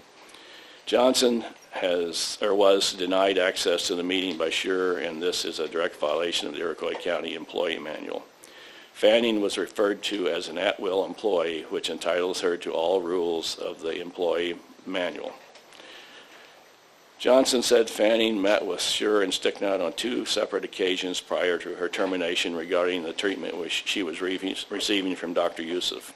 The first meeting was held June 21st in Sure's office, and the second was held December 29th at the Administrative Center. To Johnson's knowledge, the county board has seen nothing related to these meetings. In regard to employee discipline, Johnson referred to the 5-step process in the employee manual. Johnson read the harassment policy to the committee. McGinnis referred to Chapter 6 of the county's code book that states the appointment of animal control administrator should be for 2 years. McGinnis said Dr. Yusuf's initial hire in 2013, and he has not been reappointed. Per our own ordinance, the appointment is expired as of today. Per our own ordinance, this appointment is expired, and as of today, we do not have an animal control director. Johnson informed the committee she contacted the Illinois Department of Agriculture because she has been unable to find Iroquois County Animal Control listed as licensed in the county. It was found that there's no listing, and it is a direct violation to operate it without license. Johnson referred to Statute 225 ILCS 605/3. Johnson said, knowing iCare would be presenting today, she was able to verify their license with the Illinois Department of Agriculture. McGinnis read the Animal Welfare Act to the committee and stressed that Section 20 states that any person violating this act is guilty of a Class C misdemeanor, and every day a violation constitutes a separate offense. McGinnis questioned whether or not Dr. Yusuf was given an employee manual. McGinnis gave the committee the animal control state statute as well as the employee manual. Sticknot inquired if Dr. Yusuf had not been reappointed, as he should have been, then he did not have the authority to fire or hire Fanning. McGinnis said he spoke with Devine, and because we were paying Dr. Yusuf, all of his decisions are protected, but going forward, we need to follow the rules. Former animal control clerk Beth Utke spoke to the committee about the verbal abuse she received from Dr. Yusuf due to miscommunication. Fanning also spoke to the committee about multiple times she was spoken to by Dr. Yusuf in an unprofessional manner. Fanning said she did not feel comfortable working under him. Fanning referred to the meeting that was held on June 21st and stated the end result of the meeting was Sure and Sticknot telling her everyone has bosses they don't like or get along with. No investigation was done after her complaints. Kokenauer questioned why all of this is coming out now if it's been going on for quite some time. Fanning reiterated that she met with Sure and Sticknot in June to discuss harassment, but nothing was done about it. Margaret Fox with iCare told the committee she has worked with Fanning at her shelter, and she has always been professional and is passionate about her job. County Board Member Donna Crow asked that it be clarified whether Fanning is an at-will employee, independent contractor, or county employee. Fanning commented she was fired without reason because she is an at-will employee. Sticknott stated Iroquois County operates an animal control department, not a shelter. Dr. Youssef is our animal control administrator, and he's well versed in the laws of animal control. Dr. Youssef has contracted with the University of Illinois of Veterinary Medicine to offer a spay-neuter program for low-income families in Iroquois County. All charges that have been brought forth have been taken very seriously. Sticknott has toured Youssef's facility numerous times and has been found that he operates animal control in an excellent manner. Sticknott read a letter that was published in local newspapers in support of Dr. Youssef. Sticknott said meetings were held with himself, Fanning, Schur, and Dr. Youssef to discuss Fanning's performance. Sticknott said Fanning was past due on a lot of her paperwork and had been asked multiple times not to post about dogs on social media.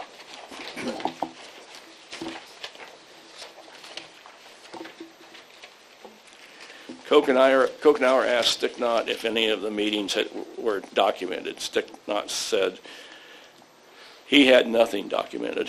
The department's heads gave their monthly reports. County Clerk Lisa Fancher reported 314 parcels sold at the tax sale. There were 428 sold in 2016. Fancher said the 8-year average is 399 parcels sold per year at the tax sale. Treasurer Mindy Coots-Hagen said the tax sale went well on October 30th. Supervisor of Assessments Bob Bjorgler reported assessor change notices were mailed and Board of Review is in session.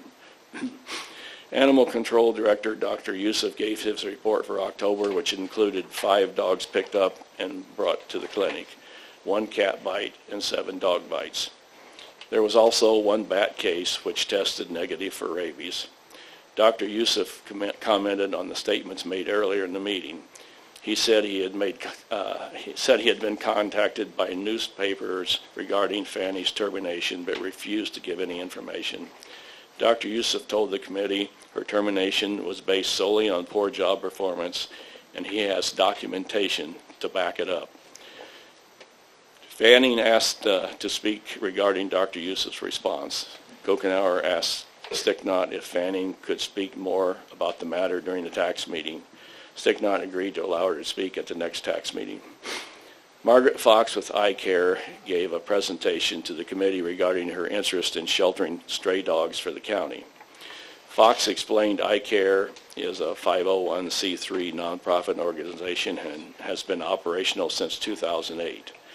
Fox told the committee she is not for or against Dr. Youssef. This is solely a business presentation. Fox said Dr. Youssef has provided good care to the shelter animals. However, he is now refusing to service the animals at her shelter since learning of her presentation today. She continued with the following comparison. Climate control, Watseka Animal Hospital, none. iCare, heat, air conditioning, ceiling fans. Access to food, water, none. iCare, 24/7 access. Cage space, 8 to 18 square foot per dog. iCare, 80 square feet per dog. Number of kennels, Watseka, 4 working kennels, 1 broken. 6 currently, 11 to 13 within 2 weeks. Off-leash area, Watseka, none. iCare, 2 fenced yards, 2 more in progress. Bedding, Watseka, none. iCare, 1 raised bed, blankets, 1 doghouse. Staff, Watseka, 2 overburdened staff, 1 full-time, 1 part-time. iCare, 2 shifts daily of volunteers and added staff. Sanitation, Watseka, 1 working drainage hole. iCare, brand new central drainage system, 2017. Natural light source, Watseka, none. iCare, 2 doors, 2 windows, affects stress hormone levels. County cost, what are you getting for your money? From Watseka, iCare, we save the county money. Fox stated their bid to the county is $14,000 less than what the county is currently paying. Sticknot questioned the number of dogs iCare currently has. Fox answered that they have 6 dogs in a kennel and 9 in foster care. Sticknot also asked if they are zoned for a kennel. Fox said they are not zoned yet for a kennel by the county, but they are licensed by the state of Illinois to be an animal shelter. Sticknot asked Fox to provide paperwork showing a 501c3 can operate as a business legally. Fox said she will be able to provide the paperwork, and also stated they were the animal control facility for Newton County for just over a year. The contract ended because the county was forced to make serious cutbacks. Lastly, Sticknot asked Fox to explain her arrest and conviction for dog theft in 2014. Fox willingly explained the dog in question was found on the side of the road about 20 yards from the shelter by a volunteer. The volunteer took the dog home to provide it shelter for the night. Posts were made the next day about the lost dog by the shelter. Animal control was also contacted. Threatening calls were made to the vice president of the shelter wanting the dog back. The dog was offered back to the owner once fees were paid for the microchipping, deworming. The dog owner refused to pay for the fees and proceeded to create a social media site stating the dog was stolen by the shelter. To avoid further negative publicity about the shelter, Fox and the vice president of the shelter took the penalty. Sticknot told the committee he spoke with one of the commissioners of Newton County and also a lawyer for Newton County in their words regarding a contract with iCare. Their response was, "Run far, run fast." Fox explained this is because Newton County was unable to intimidate her about not speaking out about the situation. They were given less than 20 days to remove dogs from the facility. Fox said the county's cutbacks forced them to go to a kill facility, which is something her shelter will not do. In regards to the comparison chart Fox provided to the committee, Kokenauer asked Fox how she received the information from Watseka Animal Hospital. Whitlow expressed that he would like Dr. Yusuf to be able to confirm or deny the items listed on the chart. Offal told the committee of an experience she had with iCare years ago. Her cat had been spayed, and when it was returned to her, it was full of feces and urine. Fox said animals are taken to Chicago for the spay and neuter program. While it is not okay for the animal to be returned in such a manner, it does happen from time to time. However, you get what you pay for. Fox provided photos of the iCare shelter for the committee. Sticknot asked the committee if they would like to take any action regarding the presentation given. Whitlow recommended taking the presentation to the county board for consideration to be used as the county's animal control provider. No action was taken from the committee in regards to the presentation given. The committee reviewed the levy worksheets. Finance Director Anita Speckman said she has been speaking with Yergler about where he is at the tax cycle. Yergler is proposing a 2017 levy request of $540 million. Speckman said this is a reduction of $854,809 over the prior year. It was moved by Crumweedy and seconded by Kokenauer to approve the FY17 levy as presented. A roll call was taken, motion carried. Under new business, Wendy Davis with the Times Republic asked the committee if there is currently an animal control administrator and if Mr. Whitlow made a motion for iCare to become animal control provider.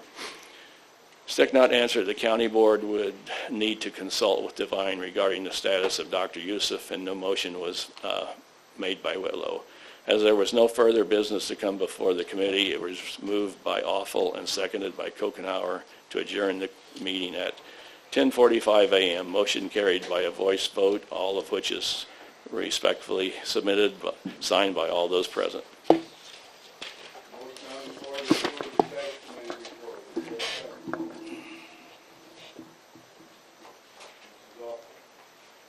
we consider the report, I want to call call your attention to the very last page, at the very top where it talks about the 2,000 levy request. That is not a levy request, that is the EAV, the 540 million.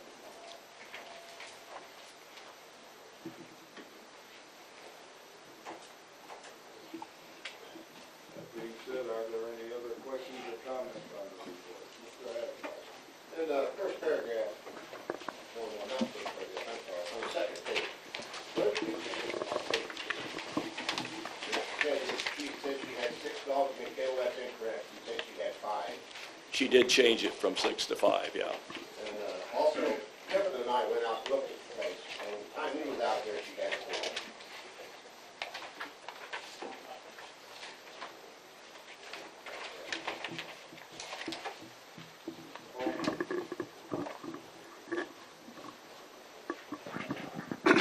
I guess I just have one question. I see where the board fired her, but then I'm reading back here where Dr. Youssef told the committee her termination was based on poor job performance, and he had documentation. The committee didn't ask for any documentation?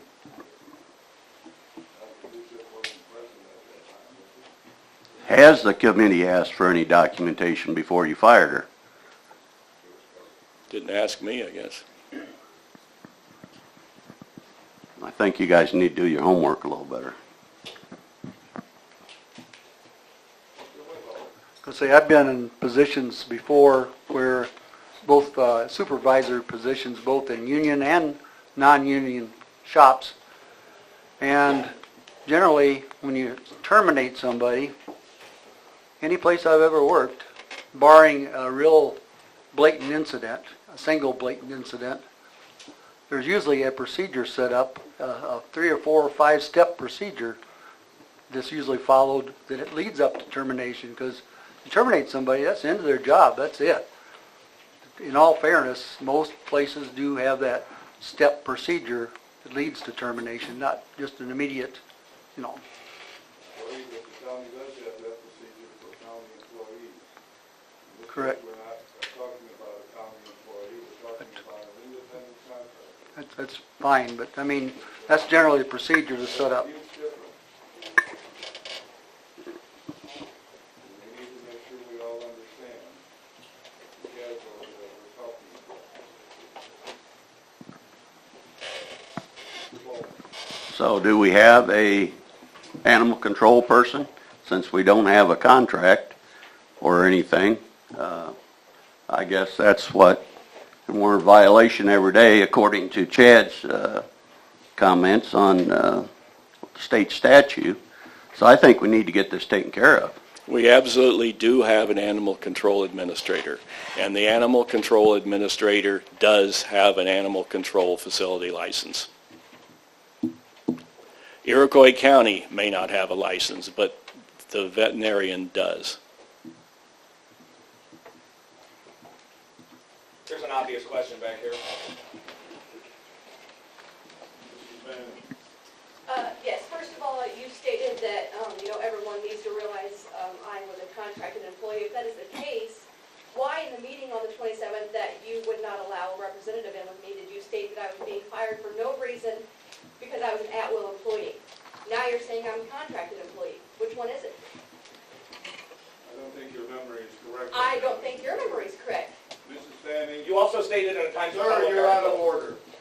Yes, you also stated in an article with the Times Republic that I was Please. You accuse me of saying something I did not say. then why is it reported? Will you Is this be for quiet? real? One more outburst and we'll have to have you removed, sir. What I'm trying to say is that I said you could compare your situation to that of an at-will employee. You are an independent contractor. That matter is very clear in all the county records, and it's never been in dispute. It may have been a misunderstanding on the part of some people. Am I allowed to talk, or do I need permission again? We're not here to have a debate. Okay, I've got another question.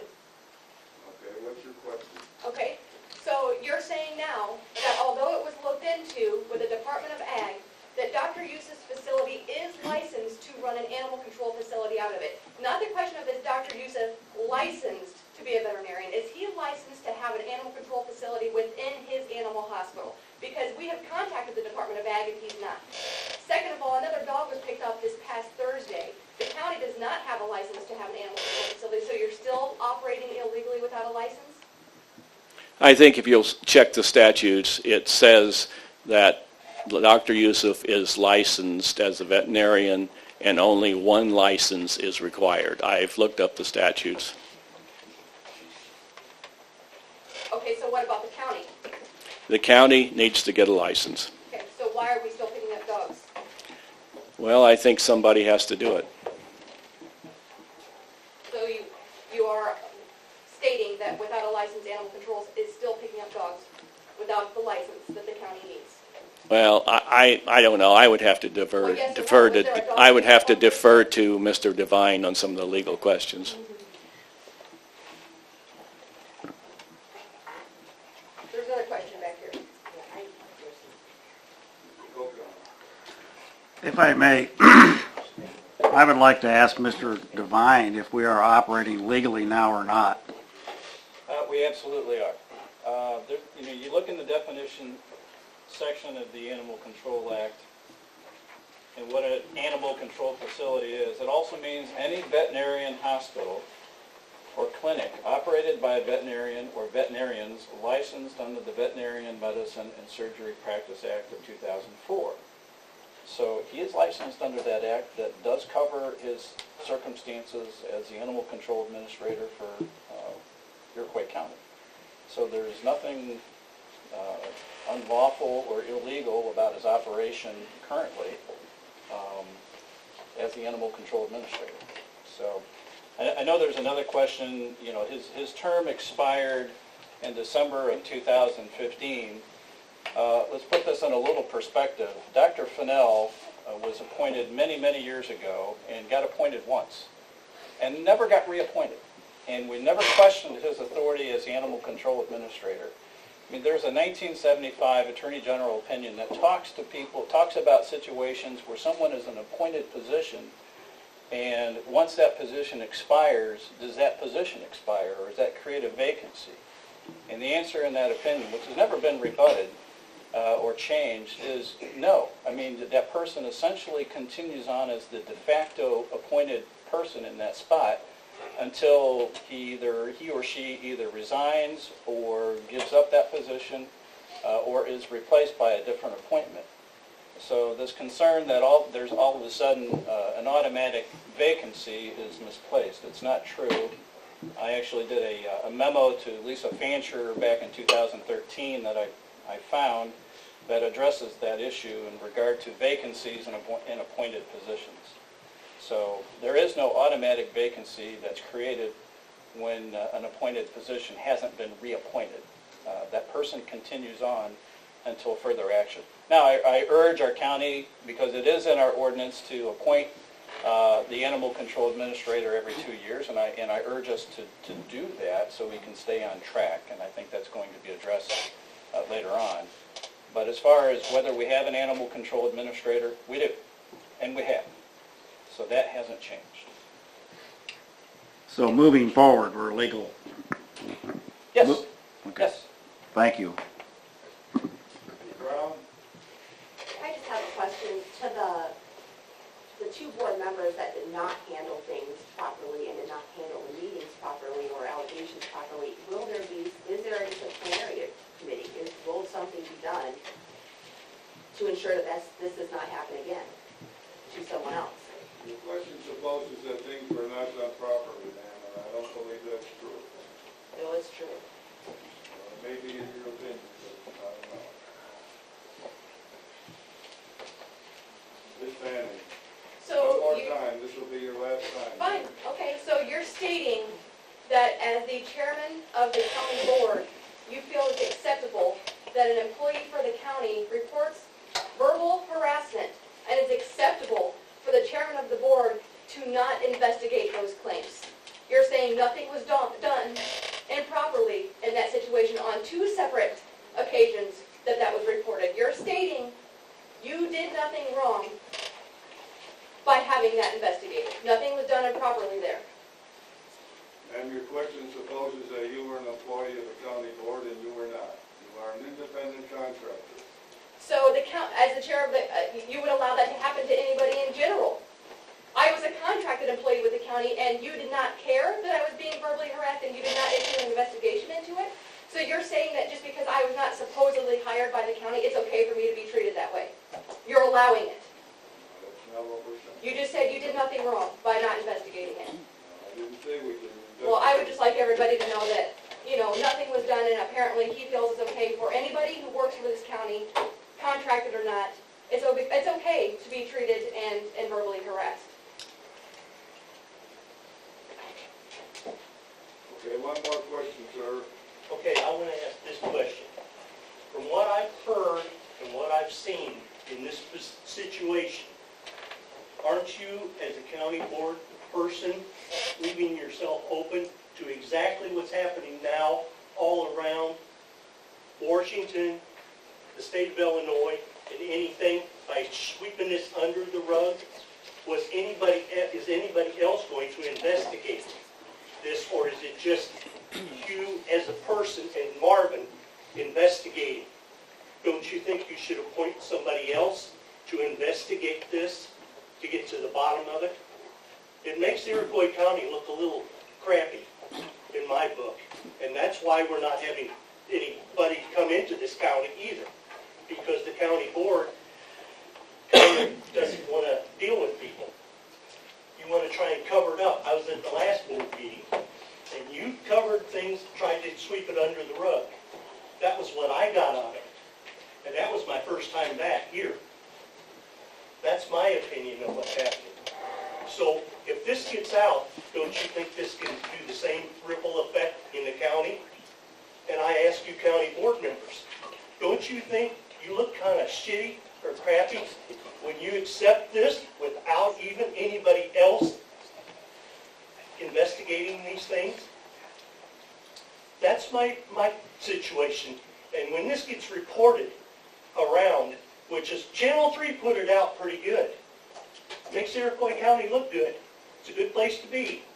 They sweep it under the rug. They've had other problems, and they sweep them under the rug. Now, I think you guys better get together and decide what you're going to do. Mr. Chairman. Because Iroquois County doesn't look good. First off, this is not over. We are investigating. We will continue to investigate. We are not sweeping it under the rug, and this is not over. We are investigating.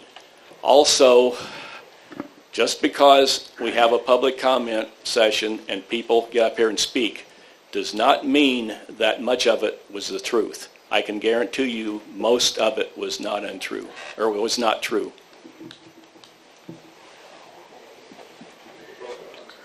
I just have a question. Do we have a committee or a group of people who are investigators? So when something like this arises, how does that be taking place? Do we have an investigative team, or is it just?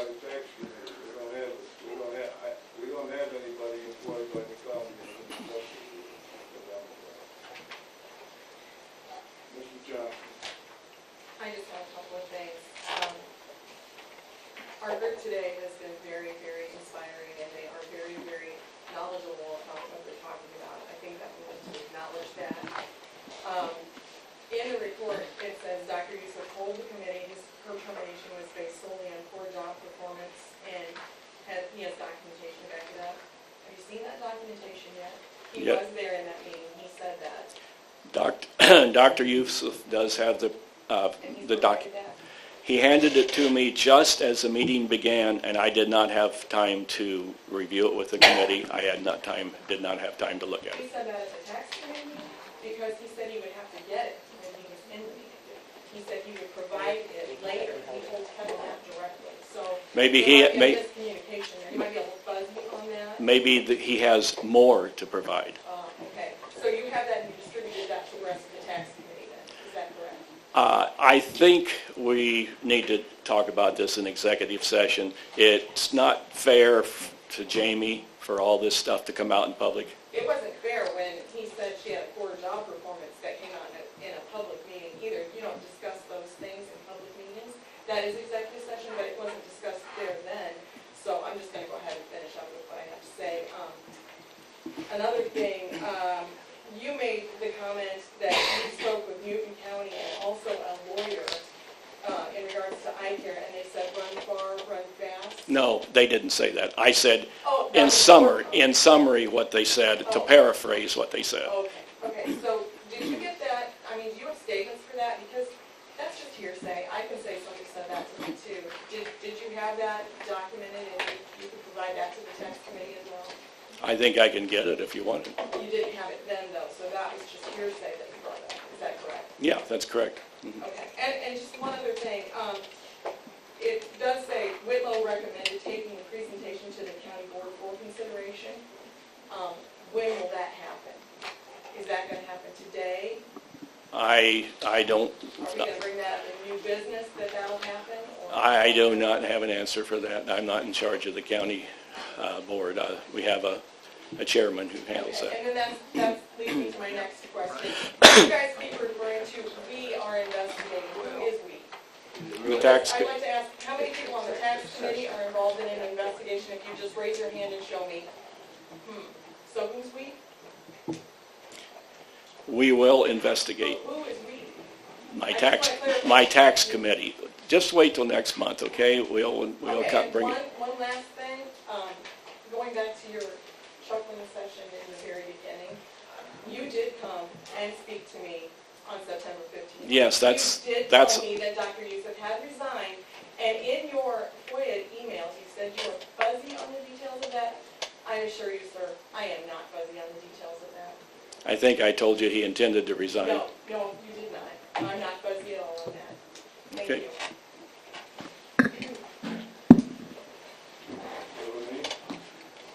Seeing how some of the accusations are against Mr. Sticknoff and the board chairman, I would think any investigation needs to be done by somebody that's not connected with it.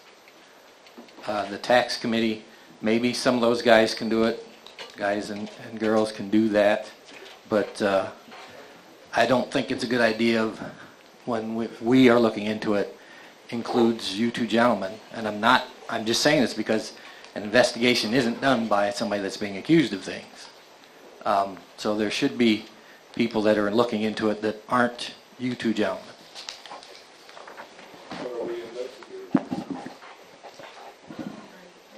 Well, okay, then tell me, when you say that it's being investigated, you tell me what's being investigated.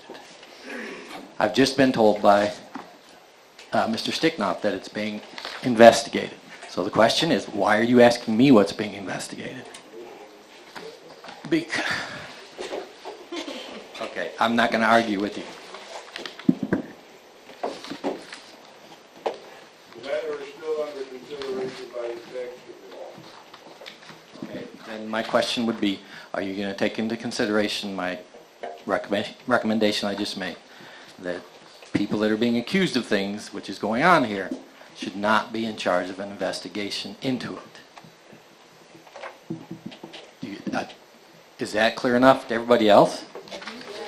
Okay. All right. So I don't think I need to explain my statement. We operate as a committee government here, and when the committee meets, we will undertake that. There's nothing stopping you from appointing it to somebody else. The committee has first choice, first chance. I understand that, but since you are part of what's going on here, you shouldn't be involved in the investigation just because it's improper. You don't look into your own investigation. Somebody else has to do it. So I mean, you can do it, and I'm not going to be able to stop you or anything, but you are not doing what is seen as proper to everybody else. You don't investigate things when you're part of the investigation. I am one member of the tax committee. There are 6 others. Good. I think Then they have the voice. Maybe they should be the ones. I'm making a recommendation. You guys should recuse yourselves from this and say, okay, the rest of the tax committee, you look into this and you decide what's proper. Because the rest of the tax committee has not been brought up as part of this issue. You two gentlemen have. I think Mr. Barron said he's no. Wondering, where would you recommend it go to? Not those two. Okay, well, that leaves it pretty wide open. Well, I mean, and I have no problem with these two gentlemen. I'm just saying it doesn't make sense when issues arise that the people that are involved in those issues are the ones that are going to finally make the decision when there's a controversy. It needs to be done by somebody outside. Now, if it's the rest of the tax committee, I don't have any problem with that. But these two gentlemen shouldn't be involved in it. It should be separate from them.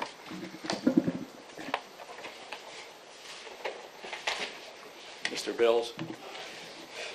I think if everybody would remember, just go back to the Finance Committee report that if everybody would look back at the Finance Committee report that we approved earlier today, regarding this topic that's being discussed right now, you get down toward the bottom last paragraph on the first page, I think you'll understand if we go much further with this, this should be an executive session. Look close at the finance report that we just read today, the very last paragraph. And if we want to go any further, we better go into executive session. I think that's what I've been saying. This will be handled at the next tax committee meeting.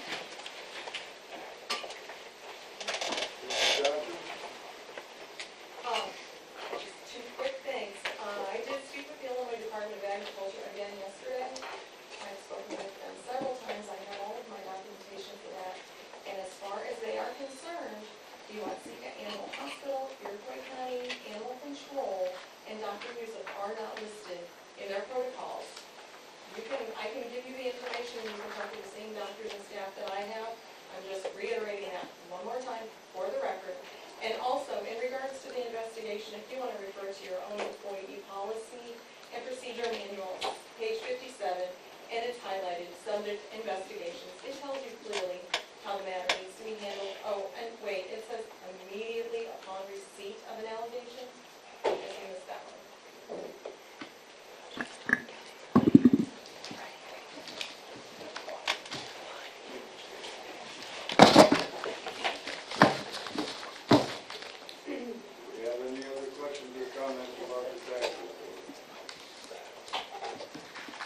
Mr. McGinnis.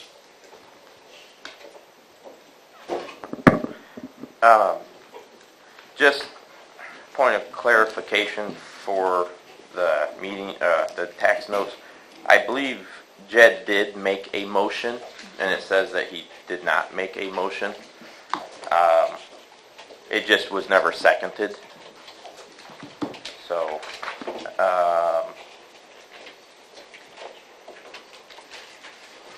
last page, Wendy Davis asked the committee if there's currently an administrator and if Mr. Whitlow made a motion for iCare to become the animal control provider.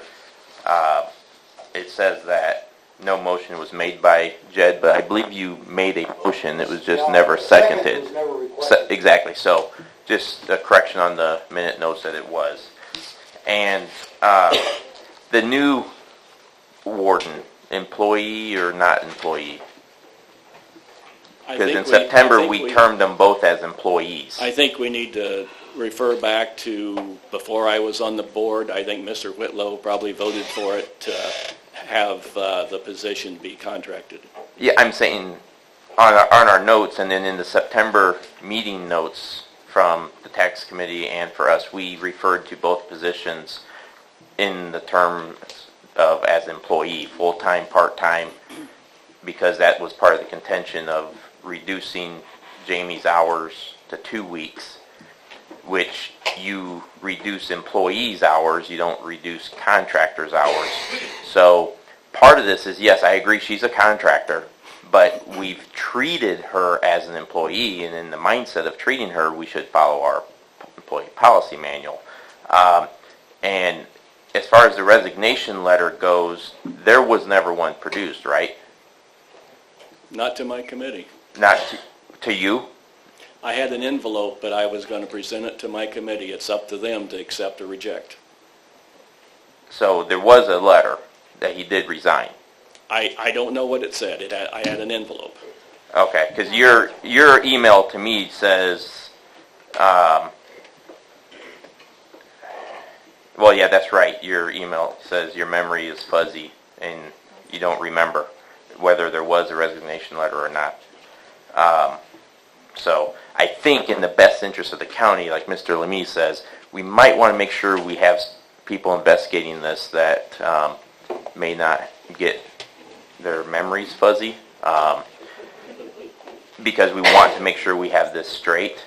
And Dr. Youssef did say he had documentation and he would provide it. And you just said that he actually gave you proof of performance documentation prior to the meeting.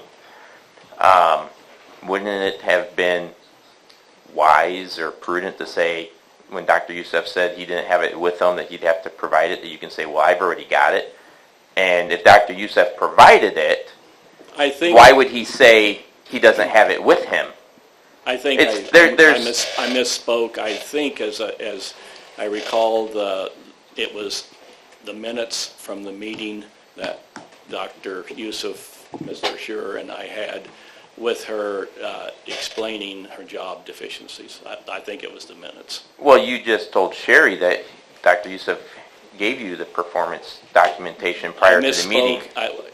I had, it apparently is the minutes, not the performance. Oh, well, that's a big, big difference, because we're talking about performance records and justification to support termination of a contractor or an employee. Either way, we want proof and support to say why, because if there is bad, we want to do it. But there's a lot of misstatements going on, Mr. Sticknoff. Fuzzy memory? Because you made it very definitive that you did have it. Now that I'm questioning you, now it's saying, well, I misspoke, and there is or isn't a letter. There's just too much fuzziness going on that I think in the best interest of the county, someone other than you or myself or even, or John should look into it, because we obviously have some concerns about it, and we should have someone independent to kind of say who's telling the truth, who's not. But you're digging a hole. I think I've already stated this will be taken up at the next tax committee meeting. We'll see. It's Mr. Shearer's. Judge, I was at that meeting. You made a motion to send it to the full board. Correct me if I'm wrong. No, you're correct. And Marvin said, no, we're going to separate that out, and John and I will take care of it. All I heard was no. I did not, and like I said, no second was called for. I believe, Mr. Asbargen, you said in your public comment session that I said that, you said that I didn't have to ask for a second, that it could be presented.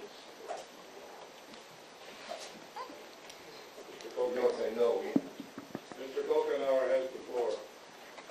As a member of the tax committee, I sat through all this, and I did ask, for the record, I did ask Dr. Youssef to produce some performance letters or whatever he had, and he said he didn't have any.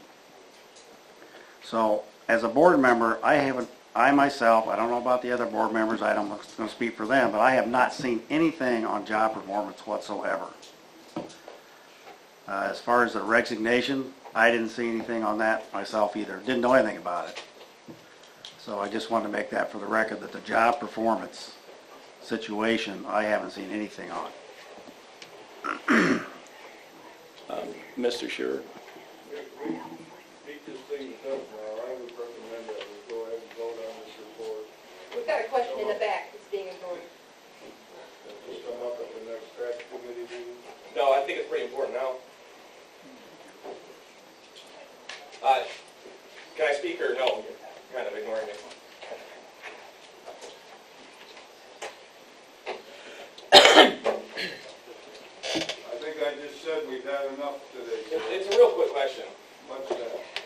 You just stated you have minutes. You have a recording of you, John, Youssef, and Jamie's meeting where you discussed job performance. You just stated that. I stated I had the minutes. I didn't say I had a recording. Where did those come from? I think Dr. Youssef took them down as we spoke. Okay. All right, that's all.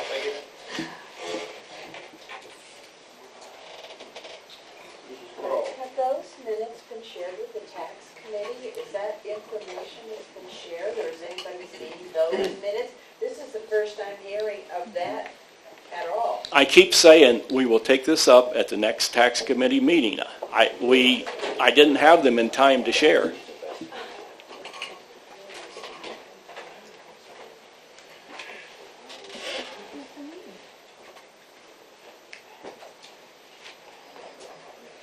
You could have read them out loud if you had them. I didn't know what they were because the meeting was starting and a piece of paper was placed on my desk. So the blank piece of paper that was her job performance and now it's minutes, I think that we're all over the place here. Okay, well, I think that we need to take it up, tax committee.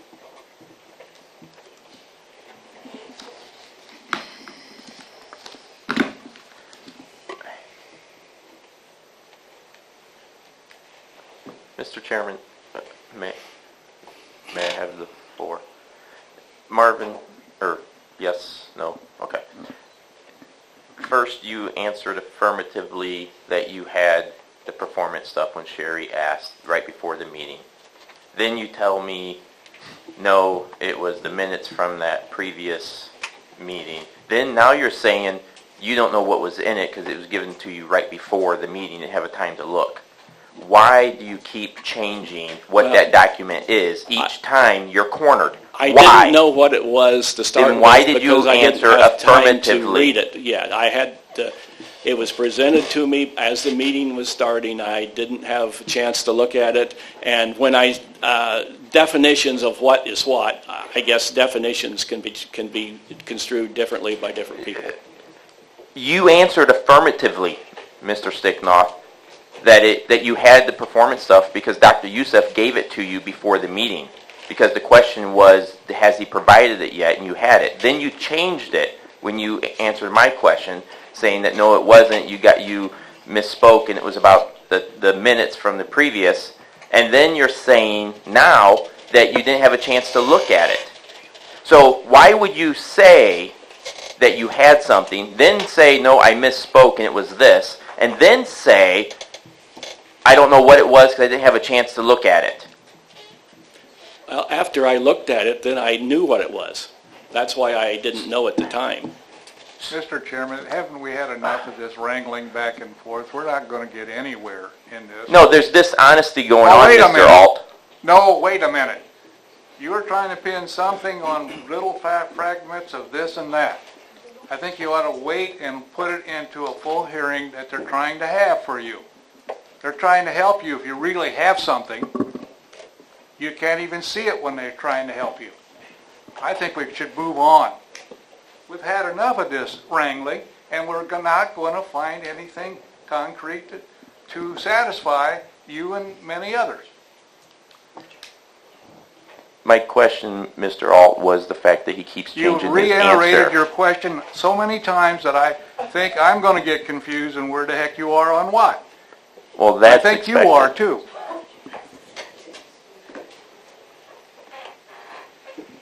Can we go on, please? The proper Robert's rules would be to move the previous You question. haven't used the proper rules of order yourself many, many times, including right now today.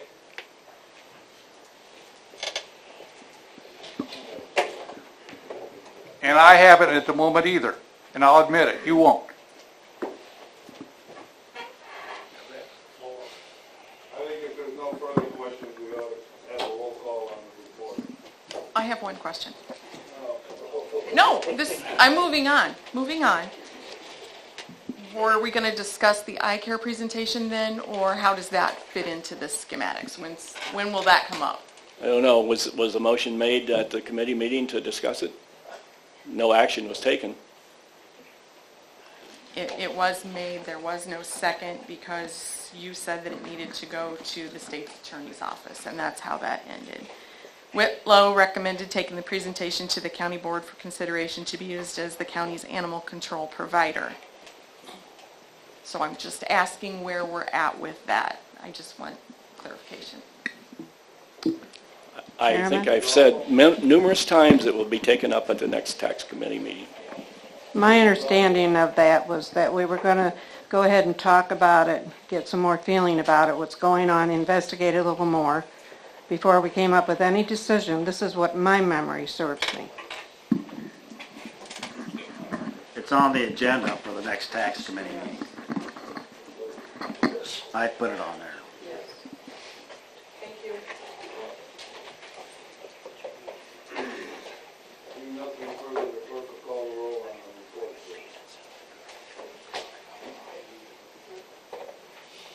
Oh, and this is gonna include, you want the levy to be separate, or you want it to just be included? It's not listed separately here, so we can approve it. When you vote on this, you're also approving a levy for the coming year. Louis. Yes. McGinnis. Yes. Awful. Yes. Persley. Sure. Yes. Sticknot. Yes. Whitlow. Yes. Alt. Yes. Behrens. Yes. Bills. Yes. Bowman. No. Kokenauer. No. Crow. Yes. Pascardi. Yes. Johnson. No.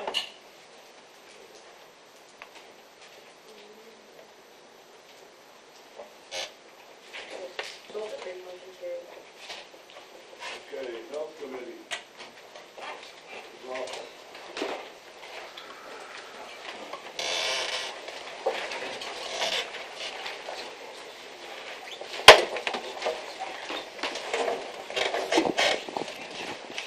Good morning.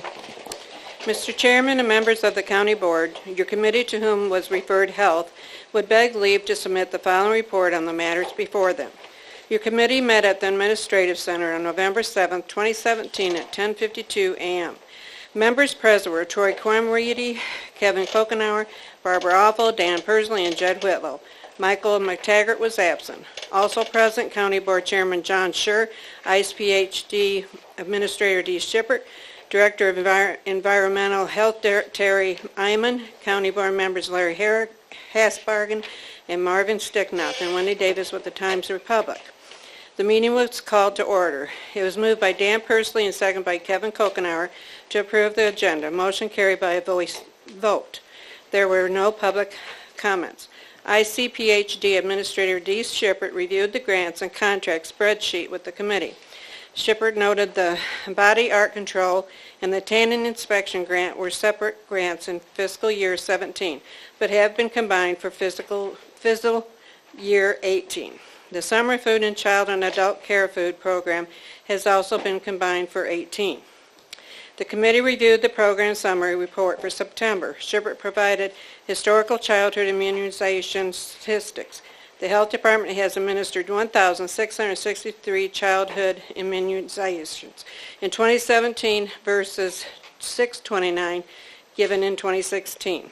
Shippert stated flu clinics are well underway at the Health Department. Shippert also stressed the need to have a county veterinarian staff to be able to collect bats when needed and send them to the state laboratory for rabies testing. Director of Environmental Health Terry Iman discussed the food sanitation inspections and re-inspections. There were 61 inspections performed in October and 26 re-inspections. Iman explained most violations are corrected while he is on site. Iman distributed a copy of the liquor compliance field inspection report that is filled out each time an establishment is being inspected. Iman said none of the establishments had been inspected since 2014. Some violations may include improper signage, advertising free or complimentary alcohol, unsanitary taps, and refusing inspections or access to liquor storage. Under new business, Kokenauer suggested State's Attorney Jim Devine be contacted regarding the county veterinarian. Shippert said she will be in contact with Devine and other counties. County Board Chairman John Schur noted he will also be in contact with Devine and County Board member Marvin Sticknut. Schur said as of now, Dr. Youssef is still serving as the county's animal county director. As there was no further business to come before the committee, it was moved by Kokenauer and seconded by Awful to adjourn at 11:34 a.m., and I move for its adoption. Motion on the floor to approve the Health Committee report is second. Kokenauer second. Are there any questions or comments about the report? Seeing none, the clerk will call the roll. McGinnis.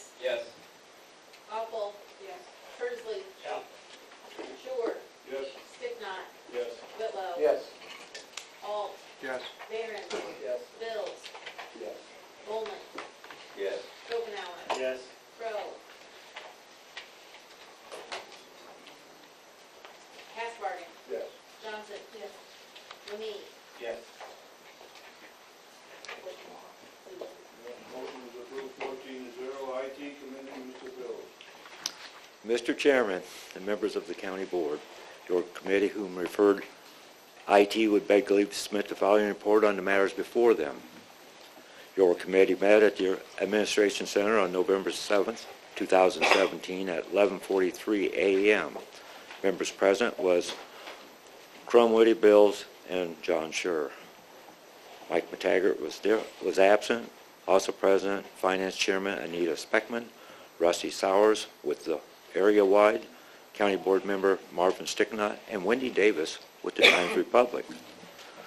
The meeting was called to order. It was moved by John Schur and seconded by Russell Bills to approve the agenda. That motion carried by voice vote. There was no public comment. Rusty Sowers with area-wide explained a security gap assessment, vulnerability scan, and automated scan to check for vulnerabilities where was performed. And area-wide actively is addressing the vulnerabilities found. Speckman told the committee the assessment itself would cost $5,000 as budgeted for fiscal year 17, but does not include the remediations of these items. There was some critical items, and some were marked as high risk. Speckman said the high-risk items were already being addressed, and Sowers will review them with the committee. Speckman asked for an estimate of how much time it would take to remedy the medium-risk issues. Speckman said that she would review her budget before year-end and begin working on all items as well. Sauer brought the results of the vulnerability scan to share and review with the committee. However, the information is secure and would need to be discussed under an executive session. It was moved by Bills and seconded by Schur to take a brief recess at 11:49 a.m. Motion carried by voice vote. The meeting was called back to order at 11:57 a.m. It was moved by Schur and seconded by Bills to table the area-wide assessment, security assessment. Motion carried by a voice vote. Speckman said the security assessment will carry over until the December agenda with the proper executive session statute code. Speckman made the committee aware of dog license is being handled by the Finance Department effective November 1. The position will be transferred back into a part-time position, which is what has happened in the past. Speckman has been working with the software company, Shelter Pro, to install a portal to allow renewal of all license and paying citations online. Currently, letters are being mailed to dog owners stating their registrations is not paid, the amount of their fine, and what their court date is scheduled. The individuals can appear in court and pay the fine, but a lot don't, and there's a lot of paperwork involved. Speckman said that there is $35,000 in unpaid license fees.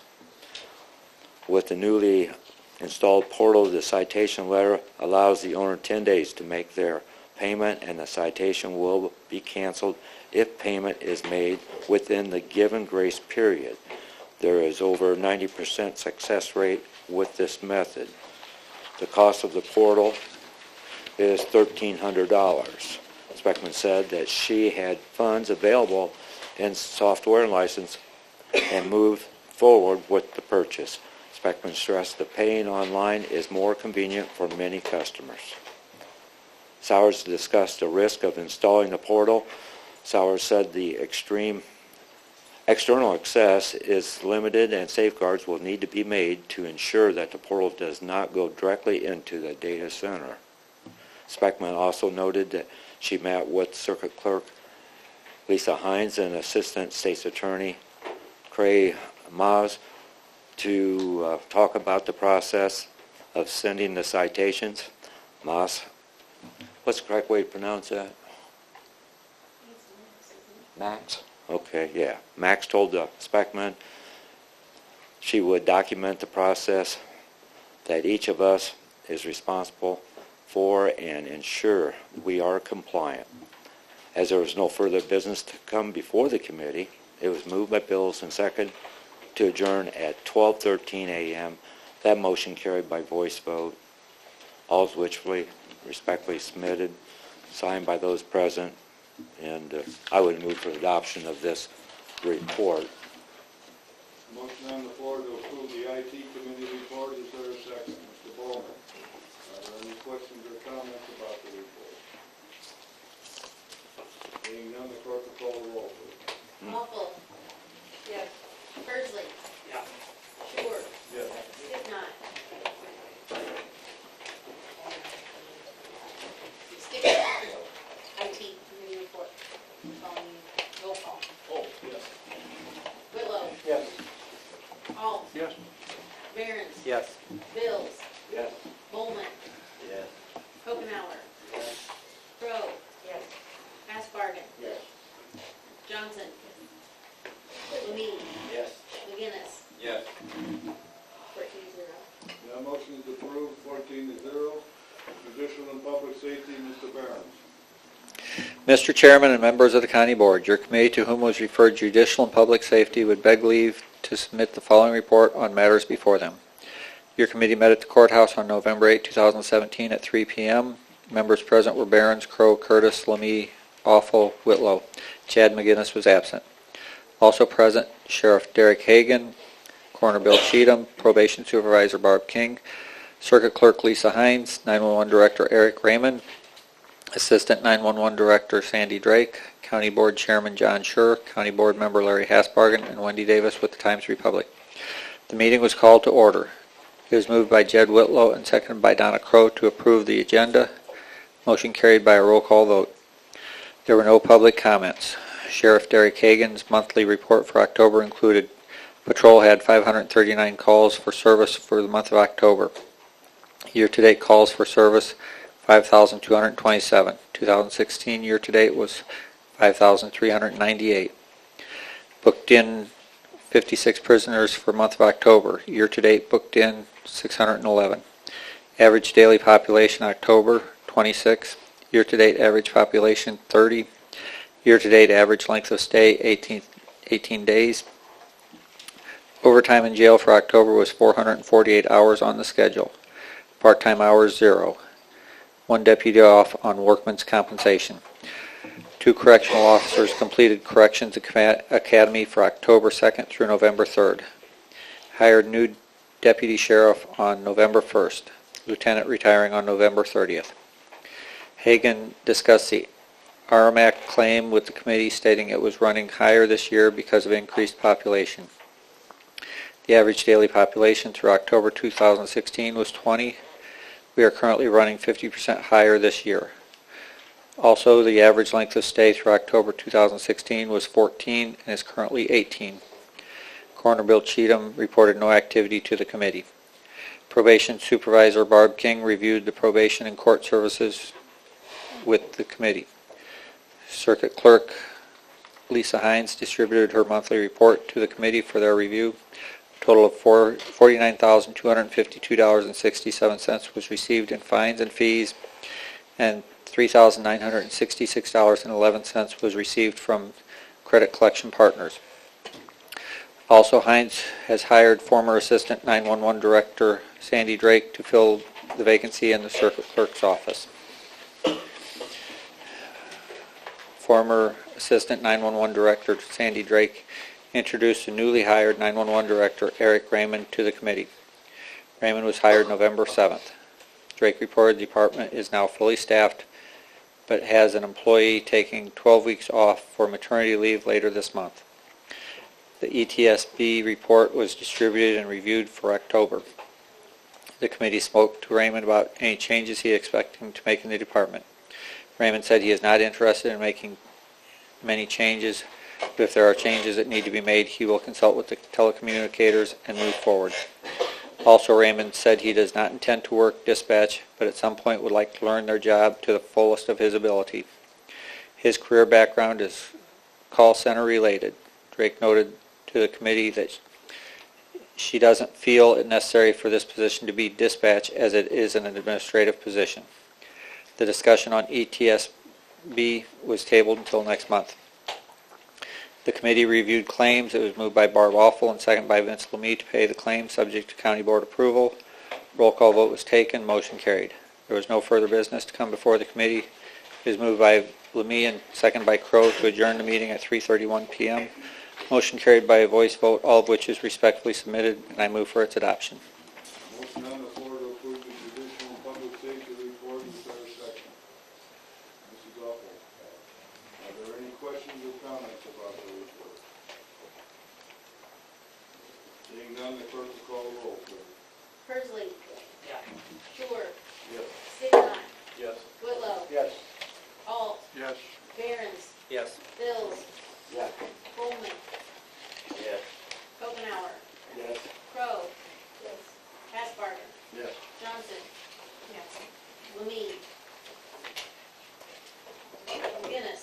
Yes. That motion is approved 14-0. I'm sorry. Did you get? I did not. Awful. Yes. Planning and zoning, Mr. McGinnis. Mr. Chairman and members of the County Board, your committee to whom was referred Planning and Zoning would beg leave to submit the following report on the matters before them.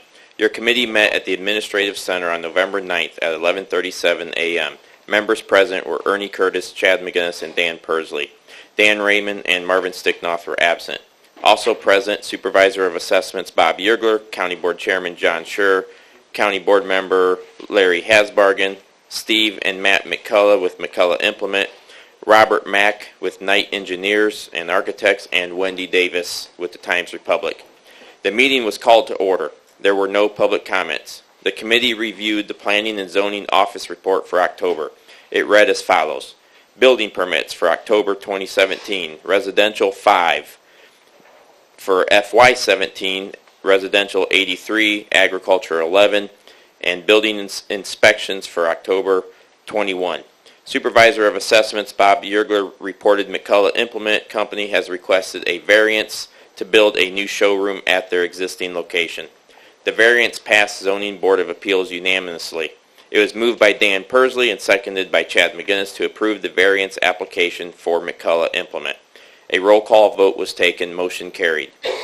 Yergler informed Mr. McCullough full approval of his request would take place at the County Board meeting on November 14th. He is not required to attend, but he can attend to answer questions for any of the board members if necessary. Robert Mack with Knight Engineers and Architects spoke to the committee about solar energy development. Mr. Mack provided the committee with information on some sites that his company is currently working with for solar energy development. Soltage, the company he is working with, has identified approximately 15 locations throughout the state for solar development. As of now, they have located 2 unincorporated sites to lease. Mr. Mack provided maps for the committee to review. The committee also gave him names and locations of unused or abandoned properties that potentially could be used for solar. The committee tabled discussion of the general ordinance. The committee reviewed the claims. It was moved by McGinnis and seconded by Persley to pay the claims subject to the county board approval. A roll call vote was taken. Motion carried. As there was no further business to come before the committee, it was moved by Persley and seconded by McGinnis to adjourn at 12:14 p.m., all of which is respectfully submitted by Ernie Curtis, Chad McGinnis, and Dan Persley. And I'd entertain a motion to accept this report. Oh, I make a motion to accept this report. Motion to approve the planning and zoning report. Is there a second? Mr. Persley, second. Any questions or comments about the report? Seeing none, the clerk will call the roll. Sure. Yes. Sticknot. Yes. Whitlow. Yes. Alt. Behrens. Yes. Bills. Yes. Coleman. Yes. Omenauer. Yes. Crowe. Yes. Hasbarger.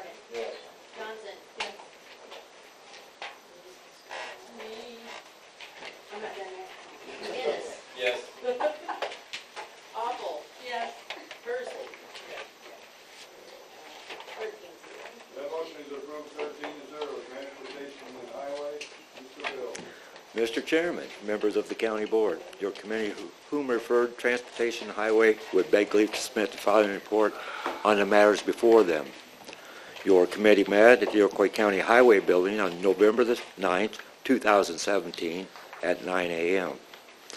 Members present was Bills, Alt, Crow, Hashbargen, Johnson, and Chad McGinnis. Kevin Boltman was absent. Also present, County Engineer Joel Moore, Bob Geddes of Lovejoy Township, and Wendy Davis of the Times-Republic. The meeting was called to order. During the public comments, Bob Geddes of Lovejoy Township stated that he was contacted by a manager of ADM Grain in Hoopeston, and he questioned how we were handling loads on the local roads. The manager has had numerous occasions of not being able to weigh the loads, and they are being rated at over 120,000 pounds. County Engineer Joel Morris said that he received calls as well. Donald Crowe asked about the governor's emergency order allowing 10% over. Morris said he has heard of the emergency order, but it is only the state and fed routes. Local routes are included, but we have to contact our county and your townships to get permits. It was moved by Donna Crowe and seconded by Larry Hashbargen to approve the agenda. Motion carried by voice vote. The claims and financial reports for the month were reviewed. More questioned the check to Wingate Springfield in the amount of $158.20 to be printed early for the Assistant County Engineer Doug Bretzall's training. It was moved by Charles Alt and seconded by Chad McGinnis to pay the bills subject to County Board approval. A roll call vote was taken. Motion carried. It was moved by Crowe and seconded by Sherry Johnson to print a check for Wingate Springfield, which is a motel, in the amount of $158.20 for the purpose of sending Doug Bretzall to training as per allowed by the county chairman, committee chairman. A roll call vote was taken. That motion carried. Out of the county highway, we spent $139,927. County bridge was $20,720. Township bridge was $111,350. County motor fuel tax was $163,986, and township motor fuel tax was $16,400. The committee reviewed the resolution to restore the funding for the motor fuel tax program to the local road authorities. The resolution states 25 townships in Iroquois County receive a portion of this needy township fund. It was moved by Crowe and seconded by Hashbargen to approve the resolution to restore funding signed by County Clerk Lisa Pancher and forwarded the resolution to our representative in Springfield. Motion carried by voice vote. Moore presented a resolution for salaries and expenses. His contract expires in July the 10th. His six-year contract is through IDOT. Per IDOT, the recommendation for his Moore salary is to remain the same.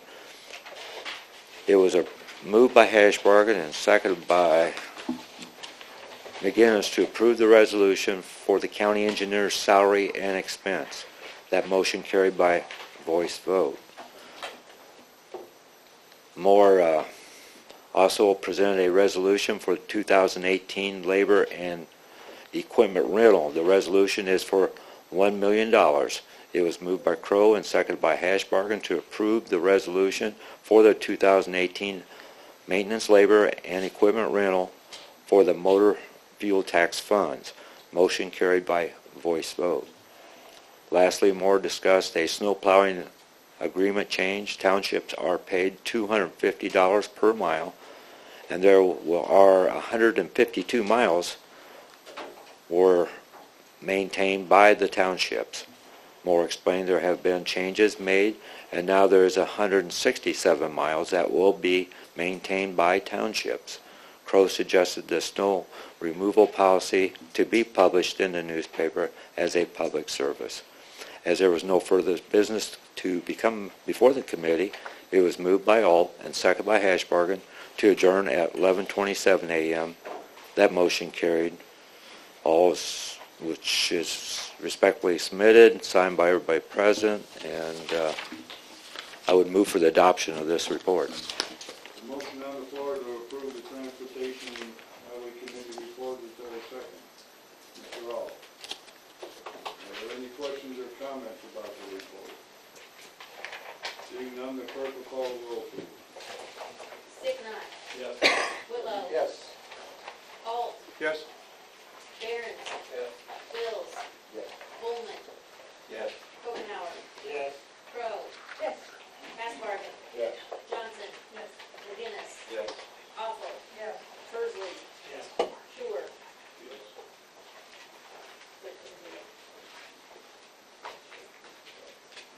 That motion is approved 14-0. Claims. Everybody has a copy of the claims in front of them. Is there a motion to approve the claims? Mr. Goff, is there a second? Mr. Whitlow. Are there any questions or comments about the claims? Seeing none, the clerk will call the roll, please. Whitlow. Yes. Alt. Yes. Barron's. Yes. Bills. Yes. Pullman. Yes. Kopenauer. Yes. Crowe. Crowe. Yes. Hasbargen. Yes. Johnson. Yes. McGinnis. Yes. Awful. Yes. Persley. Yes. Sure. Yes. Sticknot. Yes. 14-0. Motion to approve 14-0. Appointments. There's a list of the appointments in front of you. I remind you that the part on the bottom about the revolving loan fund has been taken off. We will consider that next month. Is there a motion to approve the appointment? So moved. Mr. Hall. Is there a second? Mr. Bill. All in favor, aye? Aye. Opposed, same sign. Aye. Appointments are approved. Old business. New business. Sure. Under new business, I'd like to remind everybody that following our meeting next month, there will be a party over at Ms. Carroll's. You've gotten emails about it. Please let Brian know you're invited to the party. Mr. Hasbargen. I think it might be appropriate for the county board to appoint a three-person committee to investigate any future claims like we've been facing here lately. I'd like to have that put on the agenda for the Policy and Procedure Committee. I think that's a very vague request, because anybody could claim that we'd had something to investigate, and those three people will be investigating all the time. I think each time something is brought up for investigation, it should be voted on it separately. Or we can change it to claims of verbal abuse or harassment. There again, that can be claimed a lot of times too. That's what I want to make a motion for. Make a motion on this. No, I'd have to put on the policy. Keep that. Procedure, the Policy and Procedure I will Committee. do that. That's all we need. Are there any other new business? There a motion to adjourn? Mr. Goff, is there a second? Second by Mr. Barron. All in